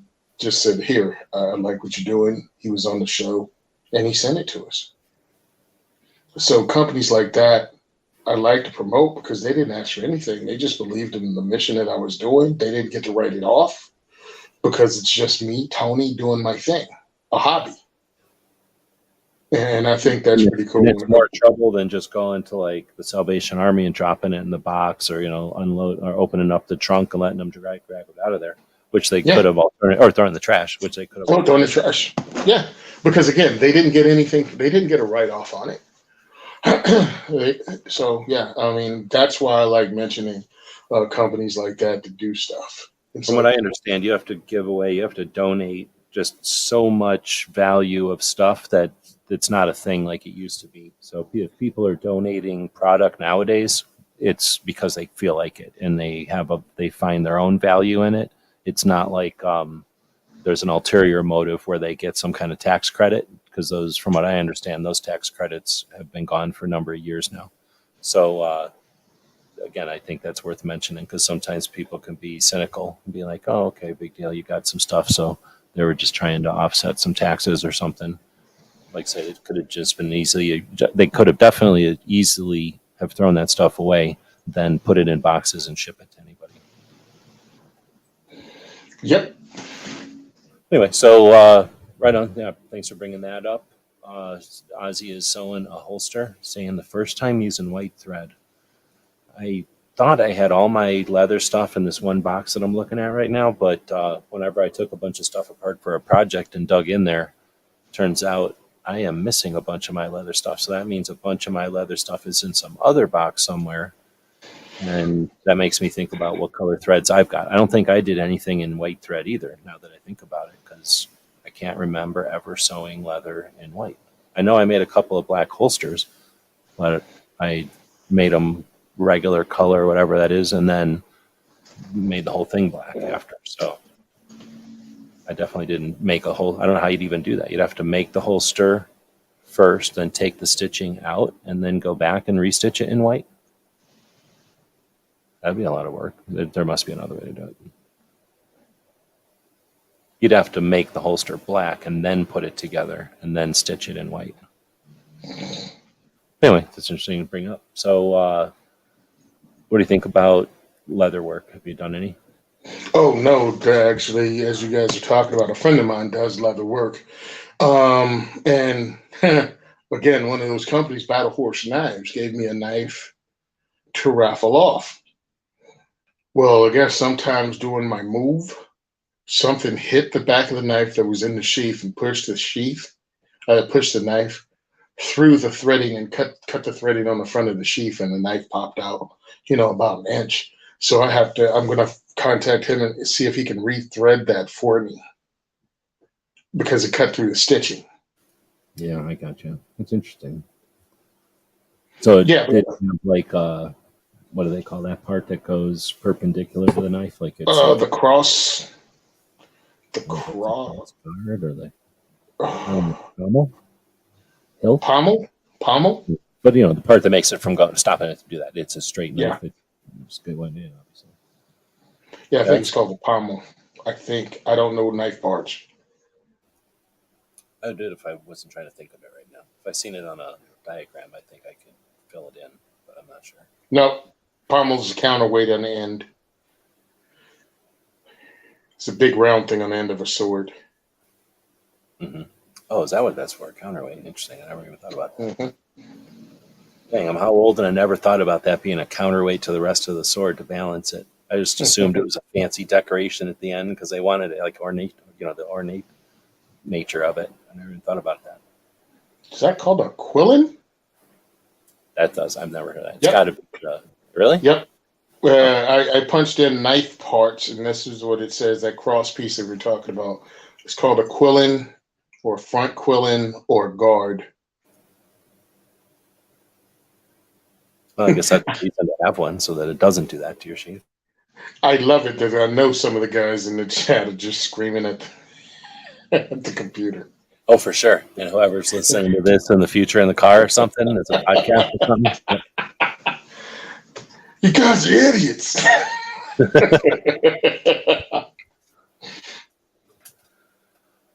Well, speaking of podcasts, you're on a couple of them. You want to mention any others or what you got coming up? Yeah, sure. Podcast we have coming up is Gun and Gear Review Podcast. That's every Tuesday. We do it live on Firearms Radio Network's YouTube channel. You can also find us on your favorite podcast app. I also co-host Self-Defense Gun Stories on the Self-Defense Radio Network with Rob Morse. I'm one of the 6 self-defense instructors he has on. I also have the Second is for Everyone podcast that I promised to put out, and I have multiple episodes stacked up, and I still haven't dropped them.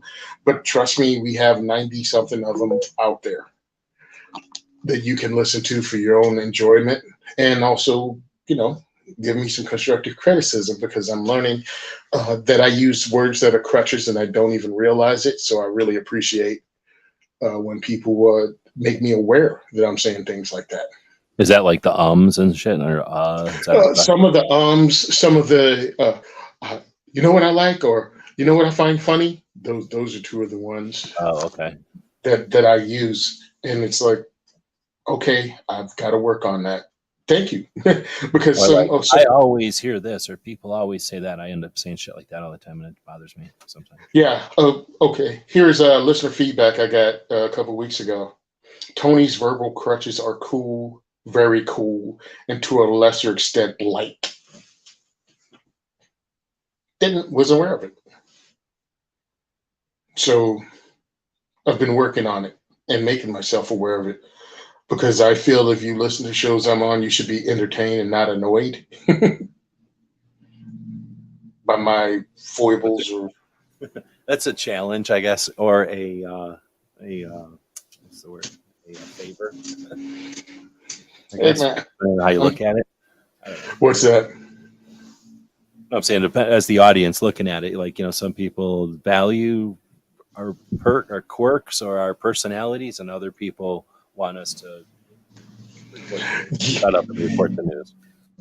Yeah, because it is true. Like, some people, it's true that sometimes when you listen to people with just such a professional delivery that's really polished, it doesn't seem authentic, maybe. If it's just too polished, everything is just woo, and you feel like you're being sold a product.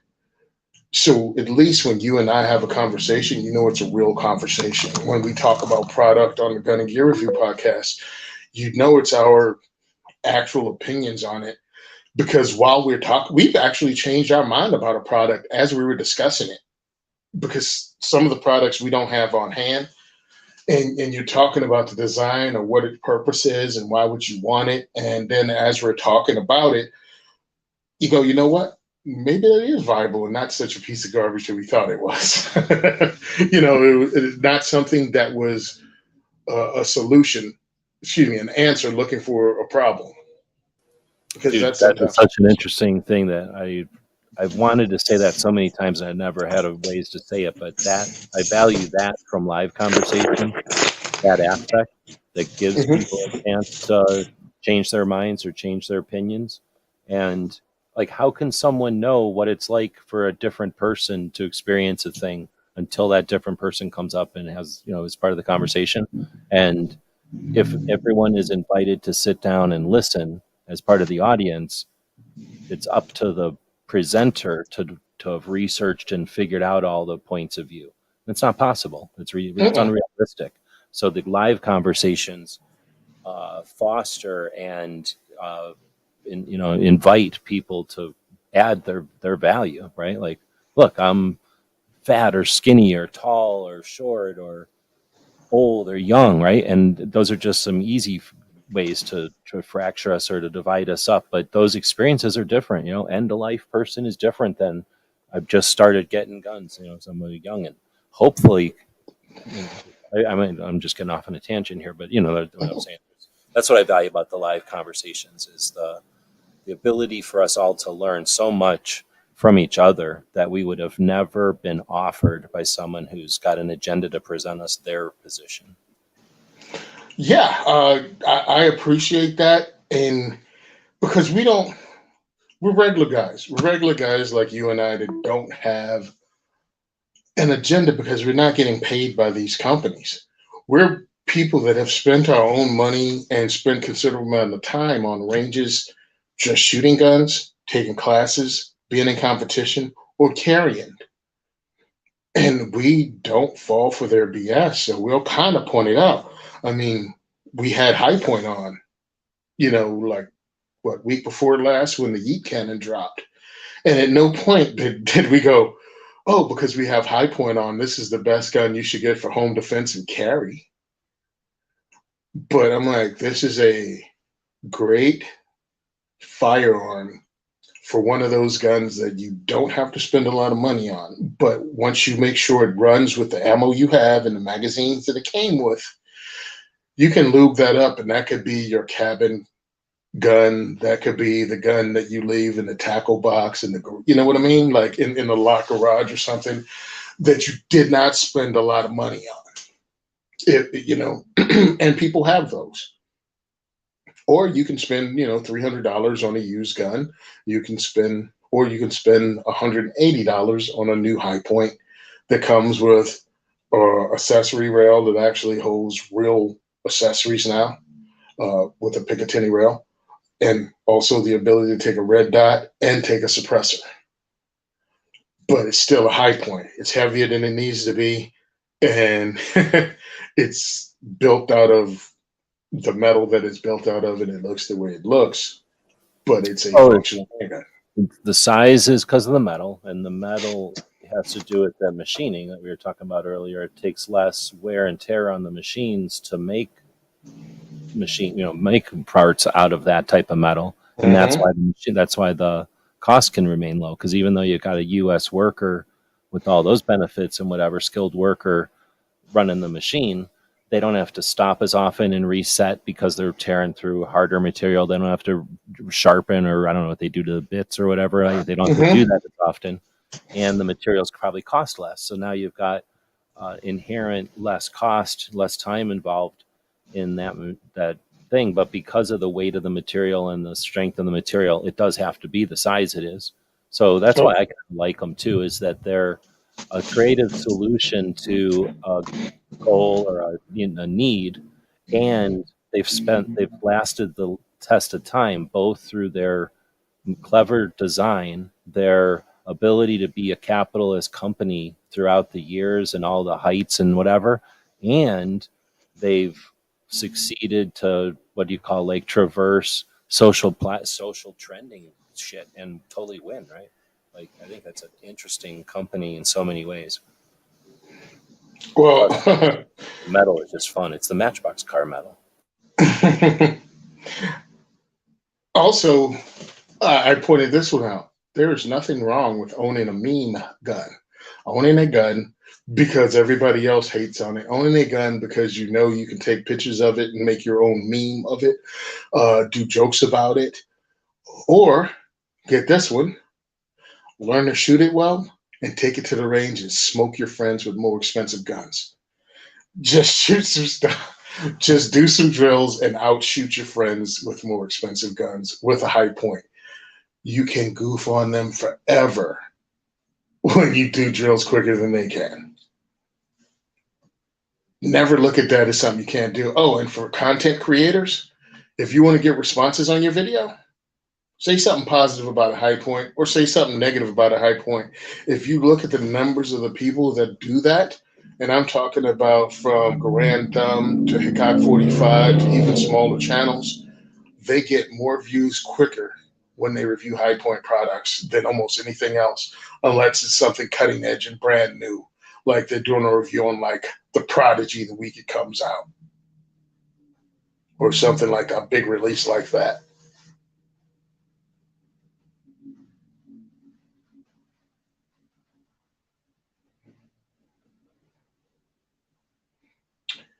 Man, Snob said he's sending me an email. Man, did you send it by carrier pigeon? Because I still haven't got it. Speaking of whenever I was on mute there, we've got a couple of patches here that the dog is verifying are legit. He's showing the size. They're about smaller than his head. This is one of the original 2A for E's when I fuck up the size, and one of our daily gun show patches that will both be going to, I'll bring this back up, the person who randomly gets drawn right here. So we're back in business thanks to doing things besides Second Amendment that pay more than Second Amendment. I'm able to start shipping things again. So here we go. We're going to draw from the people who have participated live today. Everybody. You don't have to do nothing special. Just be here. And let's see who's going to win this thing. Do you have any guesses on who's going to win today? Well, who's in on it? Yeah. Snob. Okay, so if Snob wins, he'll get a special bonus third patch. All right, here we go. Boom. Everybody showing up. Probably everybody who's said anything. Probably had to say something to be in here. Oh, G23 hasn't won anything from me in a while. Is he still out there? That'll be the question. You don't have to be present to win. Barbecue is saying boo. However, I'm sure you've got both of these, don't you, dude? Agrizer is asking if it's still live. We are still live. G23 does not need to be here to win. He does not need to host a show this afternoon to win. But if he hosts a show this afternoon, we'll link to it. How about that? All right, so again, I'm going to ask everybody for more feedback on this microphone. Should I seek out another microphone and buy another microphone? Is it like adequate or is it shitty and you're just being nice? But let me know because I'm going to quit bugging you about it. It's been a couple of days now that I'm using it. I've got it. I can't really show you because I now have it literally attached to the camera that we're using. But if it sounds crappy, let me know because I can throw a couple of bucks at a microphone. This is literally like a $3 microphone. So, I'm not looking for sympathy. I didn't spend any money on this microphone. I'm not even kidding. Literally a $3 microphone. So if it sounds bad, let me know and I'll get another one.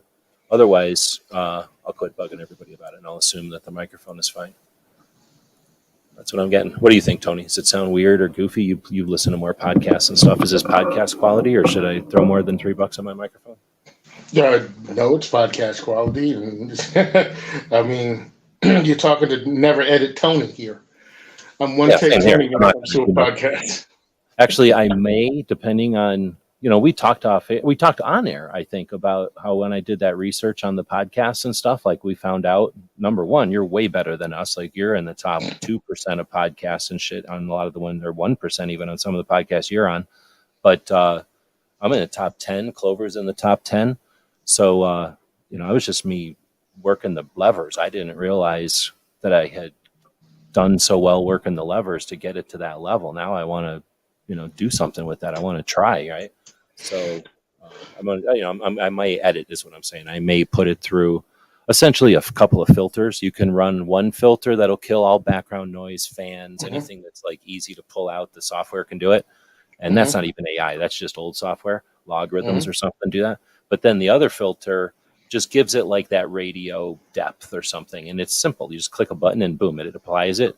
And then I think a third filter actually goes in and takes all the high points and low points and just squishes them together. So it just gets rid of any loud volume spikes so that it's more pleasant for people.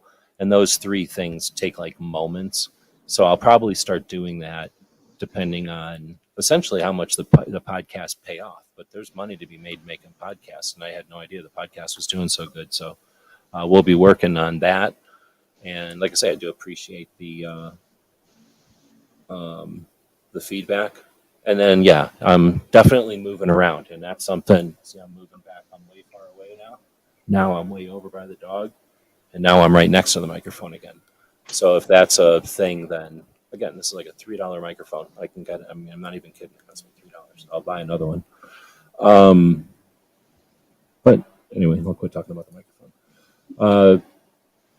G23 has not said anything, so let's assume he's still out there, but not in the text chat.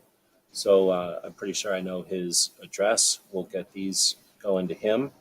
And let me know if you're out there and you've gotten something in the past, some kind of free patch Friday, not free patch Friday, because then you'd have gotten your stuff. But if you won some kind of tactical quiz or something and you never got your loot, that can definitely happen, especially when I am super poor and I put all the shipping to be shipped cards in a pile, and then the pile gets knocked over or moved or something. Like, it's definitely possible that things got shuffled.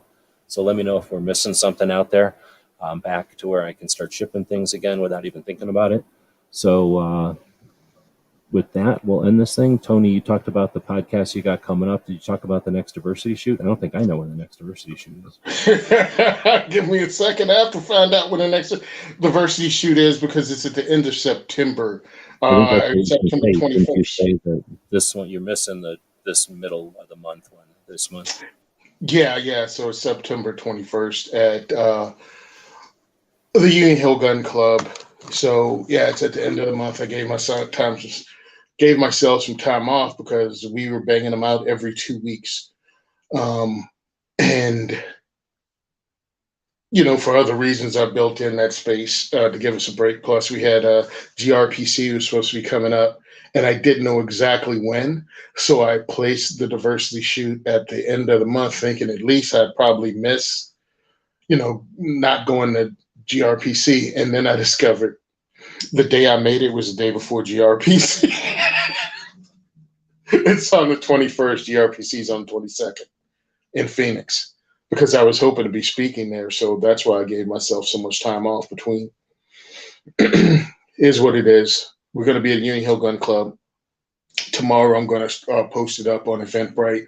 I'll send everyone an email notice. I'll be doing that. I'll be making videos because I think given time,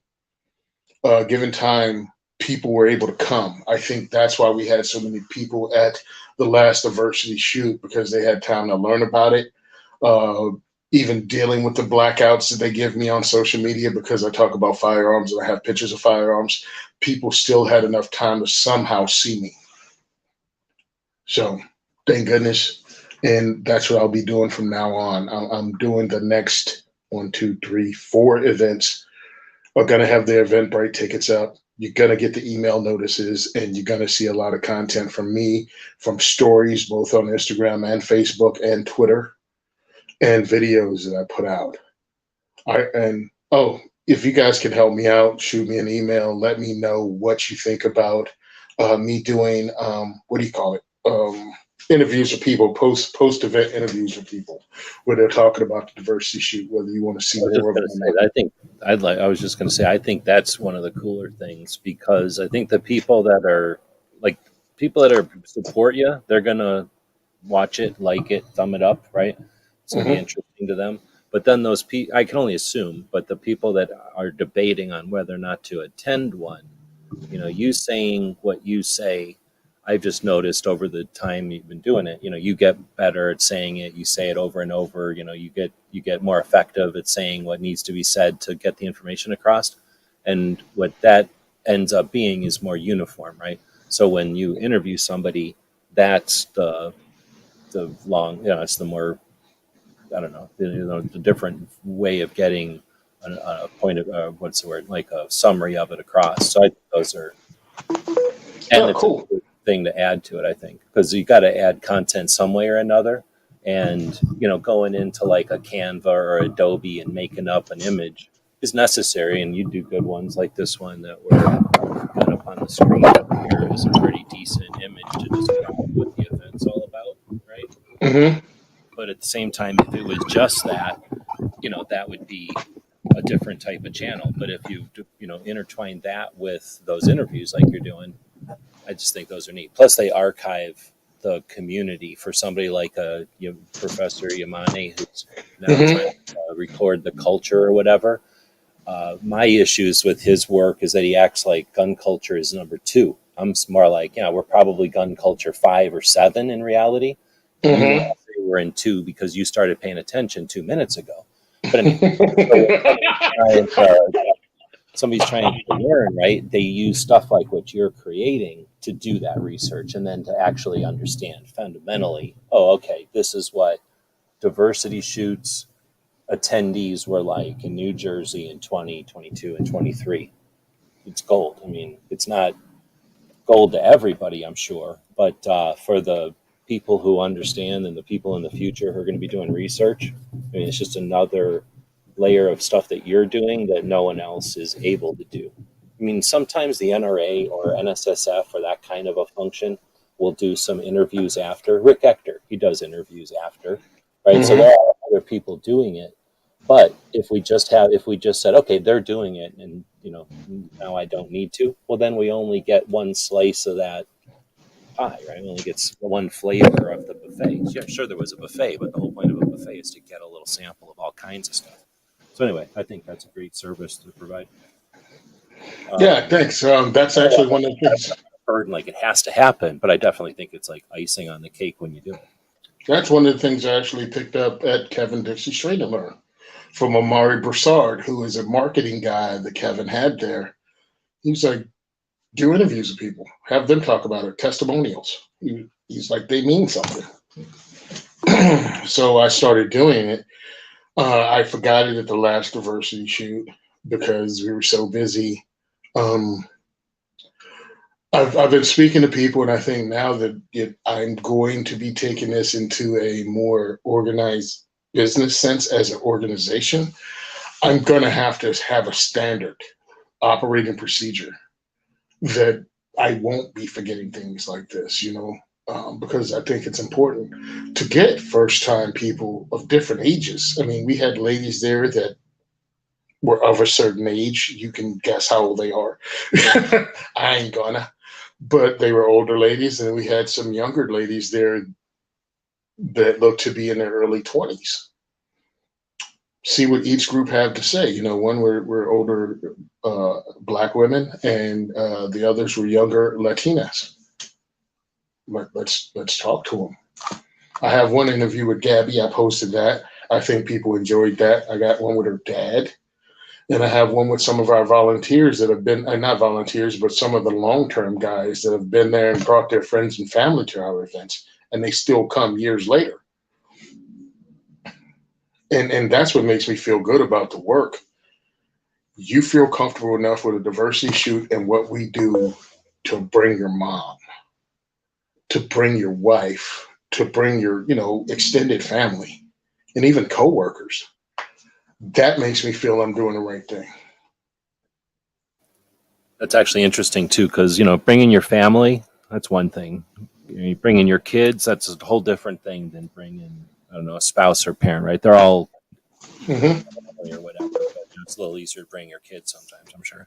But coworkers, that's putting a lot on the line, right? That's opening up a lot in some cases, not everyone. For some people, that's a big step, and that's potentially the livelihood and stuff. So where it can be a little bit more of a casual, like, at what point is it time to introduce my kids to guns, or is it time to introduce my spouse to guns or something? Will they enjoy it, or is it a obligation for safety?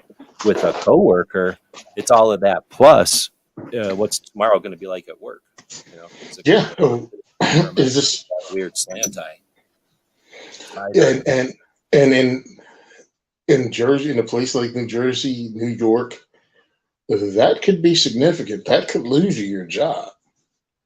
Now, originally, I'm from Virginia, so that mentality was not down where I'm from. Again, rural Virginia. So I can't name, if you live in Fairfax or Norfolk or Richmond, you may have a different social circle or a different reaction to firearms ownership and going to the range and bringing friends and coworkers to the range. But where I'm from is no big deal. Everybody assumes everyone else has a firearm and is aware of them. I mean, truthfully, they probably go, why do you have to go to a building to shoot? Just go outside. But when you're in this area, and it's an urban area, and it's in a blue state that has a long history of not respecting the Second Amendment and also villainizing gun ownership, to bring coworkers in, significant.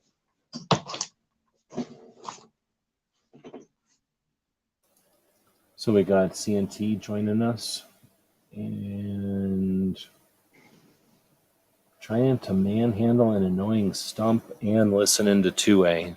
So are you more of a fan of drilling holes and using chemical, or getting one of them cool chainsaw looking things on the back of the thing and chainsawing it into sawdust out of the hole?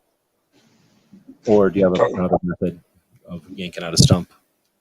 Yeah, I'm wondering if you have a preferred stump removal tactic. Oh no. Just the things I've seen over the years, again, being country, I've seen people dig up around them, go far enough out that you can cut some of the roots with an axe or a chainsaw and then hook it up to the back of the tractor and pull it out. Or I've seen people just chop it up and burn it down or get it as close to the ground as possible. Oh, I forgot burning it. Yeah, burning it's kind of cool. Drill a hole and something, and then throw gasoline on. Just let it burn out for a few days. Just let it burn. Yep. You already cut everything around for moderate. I mean, it's not like you're going to start a forest fire. And you just cut that sucker down to the ground, or you can just cut it down to the ground and leave it, and it'll be that thing you trip over every time you cut the grass. Oh, just FYI, depending on where you're at, we have, I don't know if you've had duff, like the really organic kind of thing that happens before it turns into soil, and that'll happen in the deciduous forests out here, pine forest, right, where that pine stuff falls down. It's not like leaves where it disintegrates over a wet environment. So you'll get this layer of duff, which is like somewhere between dirt and leaves, and that'll be maybe sometimes 12 inches thick. It's almost like where peat moss comes from, probably. Anyway, so what'll happen is somebody will start a campfire, something will happen over here, and then it'll go through that duff like a wick. And then half a mile over here, it pops up as a fire when it hits something dry. So just an FYI, do be careful pulling out stumps that if you live in the wrong kind of environment, or that kind of environment, I guess, but there's probably others that are similar, you don't get some kind of side fire and light your neighbor's lawn on fire accidentally or some shit. But yeah, it can be a weird one. Sometimes just cutting a physical trench around where you're going to burn out is a physical way of stopping that, or even dropping in like shovel blades or something, around it, depending on how big a thing you're burning out. Just FYI, I have had dealt with campfires leaching out 24 feet over here and then popping up as a fire. Holy mackerel. Yep. Never even knew anything about that, dude. My ignorance is complete when it comes to what you just said. Yeah, it's just different trees, right? Whatever. And then dynamite, I don't know about all that. I haven't had that one before. Binary, I'd be scared of blowing something up in the ground. But on the other hand, maybe it just blows up into nothing and turns into organic matter, and then you just, it's not a complete, I don't know if they're just kidding or if that's really a thing. I know back in the day, people used dynamite all the dang time. It's just until recently I was scared of it. Shoot, my Uncle Bobby's blind because of that. I really like dynamite. Used to, you know what I'm talking about? You ever seen this thing? It looks like it's like a trencher, probably, but I don't know if they're separate or if they're different for killing tree roots. But essentially, it's like a big giant chainsaw that you sit on the back of like a backhoe looking thing. It's like a drive up, and then it just like eats the lump or the tree. What am I trying to say? The tree root into sawdust. It just chops it all up physically. And a couple of times that was the solution for wherever I was at when I was a kid. And I was like, oh, damn, people get paid to do this all day? That'd be freaking amazing. Oh, dude. It is. I find some of that stuff was like, as a kid, you're like, wait a minute. This guy's whole job is to drive this big truck to a rock quarry and just pick up loads of gravel and take it to the next place? and see some cool project where he's got to dump rocks on it and then talk to him. Yeah. And it's never late. I mean, the worst that can happen is you're late, but you're never like, oh, the crucial thing, like you're never getting yelled at, really, right? You're just like, oh, the Rick Gravel guy's here. Like, oh, you're here too early. Go get something to eat. Oh my, that is so cool. And then I had a situation happen that my vehicle went down on me. My vehicle went down and I had to, how the heck did I get to work that day? Oh, it went down when I got to the house. Clunk. Stop working. F you. And I'm like, this sucks. Well, they called me in for an emergency. And I talked to my boss. And we had at the time a dump truck, department dump truck. And I was like, look, I have to either get my vehicle fixed tomorrow, or I can come into work tonight and help you out. But I need a vehicle to get back to work. You know what I mean? Like, so if y'all can't do it, I'm not coming. He was like, fine, come in, take the dump truck from work. Man, I went in, I did the job, and what he didn't realize was it was Friday. I work Saturday and I have Sunday, Monday off. He didn't get the truck back till Tuesday, and I think I knocked 5 years off the end of his life because I had a department vehicle. Like he thought, boom, I'll board a truck and we'll be back the next day. Well, no, it couldn't possibly be back the next day. We were off that day. Oh, and of course I didn't do anything stupid. Listen, I know I was blessed. The place was between a rock and a hard place, and he allowed me to actually take this thing home once. It had to be like 10 years ago, but it is what it is. Just in case we have to get outside of the, what is it? When something is illegal. Gray area? No, yeah, when it happened too long ago to be convicted over it. Oh, I got you. The something of statute of limitations. Yeah, statute of limitations. Yeah, we're past the statute of limitations. So you have a vehicle now, a company vehicle now? No. Okay. I had one for a while. I guess that'd be a whole nother conversation. 2 hours. 2 hours plus. We shouldn't be bringing it up. Well, Uncle Bobby wasn't crazy, but he is blind because he decided to hold on too long to a stick of dynamite. It blew up and it damaged the nerves in his eyes, so it blinded him at like the age of 16. So between C&T asking you if you have a crazy Uncle Bob and Ozzy saying that his family has a crazy Uncle Mike, right? That's Mike. Mm-hmm. So I guess there could be a T-shirt like "Look around, and if your family doesn't got a crazy uncle, it's you." It's you.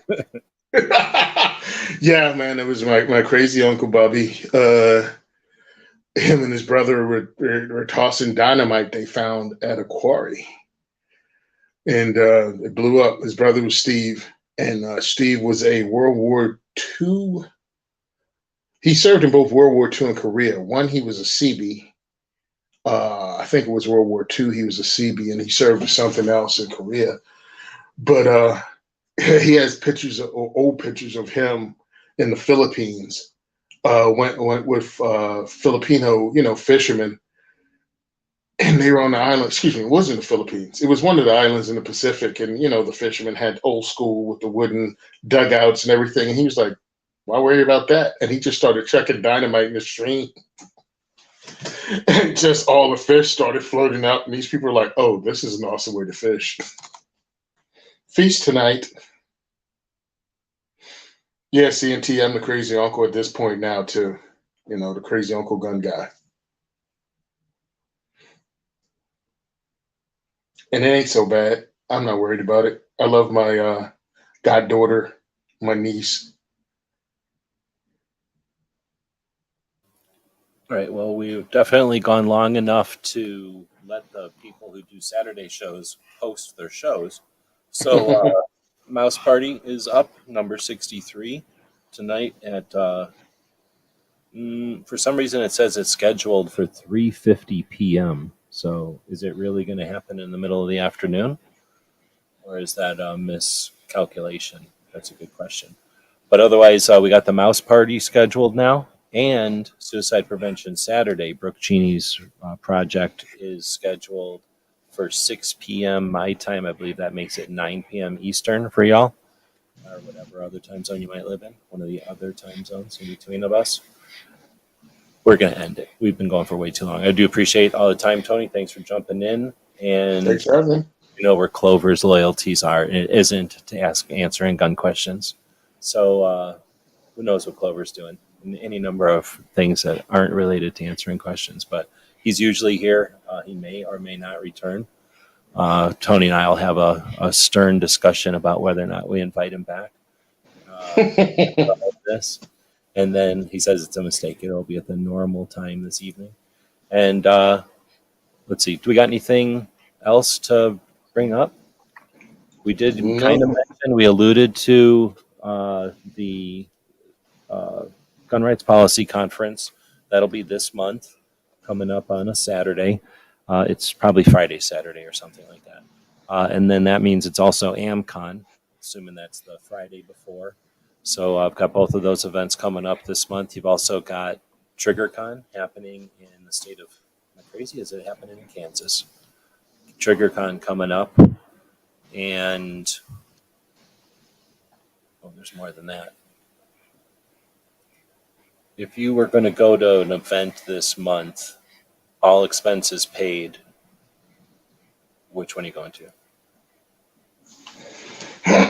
Well, GRPC or MCON, whatever you want, because that has to do more of getting exposure for the organization. You know what I mean? Like, saying this for everyone. I knew there was another bigger one. USCCA. They got the expo? Big. Yeah, they're expos this month. Yeah, so, yeah, I'd still have to go with GRPC only because I can't have USCCA here in Jersey. And since I can't, and I know those people, I've worked with a bunch of them. I mean, a lot of friends of mine are USCCA reps and trainers. Yeah, Beth. You got Beth, who writes for them and has actually edited my article that I wrote for USCC Magazine. You have Mike Bauer, their marketing guy, who's a friend of mine. So, I mean, we have, Kevin Dixie. He's there. Argo Jays actually spoke at their expos on different things. And Mo and Rolando and Joe. Locked and loaded. Locked and loaded. Have you ever thought about being a USCCA instructor? I thought about it, and I don't know how that would work again in New Jersey because I know you can't have the insurance, but it still looks good to have the certification. Because right now, my only certifications are for NRA, rifle, pistol, shotgun, and range safety officer. And I've taken a lot of other classes, but I don't have certifications as instructors from other, organizations. And I think that would be important. I think it looks better. There's no official accreditation, but most entities will accept an NRA, but more and more are happy with the USCCA also as a credential, right? Yes, and the more credentials are, because people make an assumption that if you're an NRA instructor, then you are only an NRA instructor and have never taken other classes, or that's the only, you know what I mean? The only because so many end there. It's the only thing you need, and it allows you to move on. So people that aren't inclined to train, period, will finish there, and then a bunch of people are satisfied with it. They don't seek more because they don't have any thirst for more. So there's lots of people that's all they got, and that's sort of the norm almost, because there's definitely a minority of the people that get the NRA training and then go on, because most people that are going to go on to specialized training never even bother with the NRA, right? So it's just a few people that get NRA and more, at least in my experience. So in addition to the Gun Rights Policy Conference happening on the 22nd and 23rd, and TriggerCon happening on the 22nd and 23rd, the Oklahoma Full Auto Shoot is also on the 23rd. We've also got Dragon Man's 31st annual machine gun shoot happening on the 16th. It's a couple of Saturdays from now. That would be an amazing opportunity to go to Dragon Man's first machine gun shoot. Well, it's his 31st machine gun shoot, but the first one with an industry day. So the same way that people go to industry day at the range at SHOT Show, and you have to be invited, and you have to be media, and you have to get yourself there.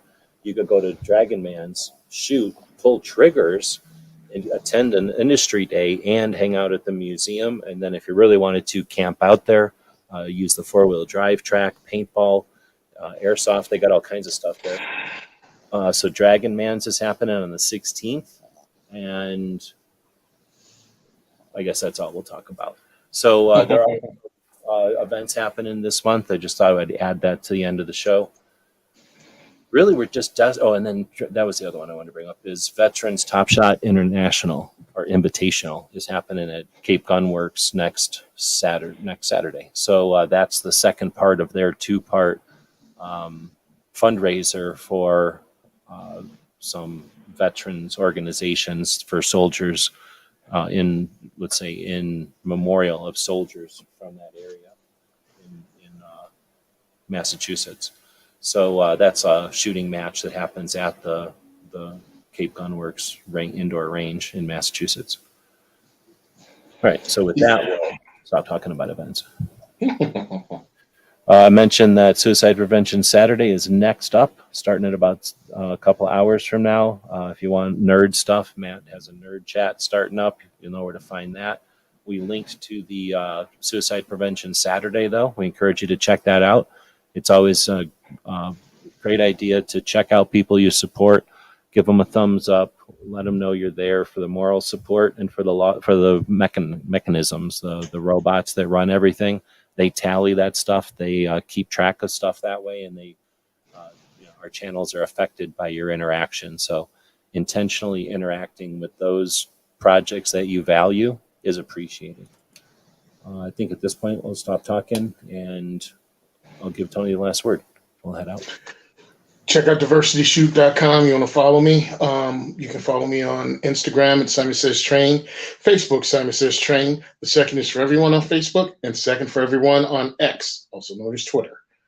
Appreciate it. Thanks a lot. Also follow me on eventbrite.com, and you'll get notifications of when tickets go on sale for Diversity Shoot.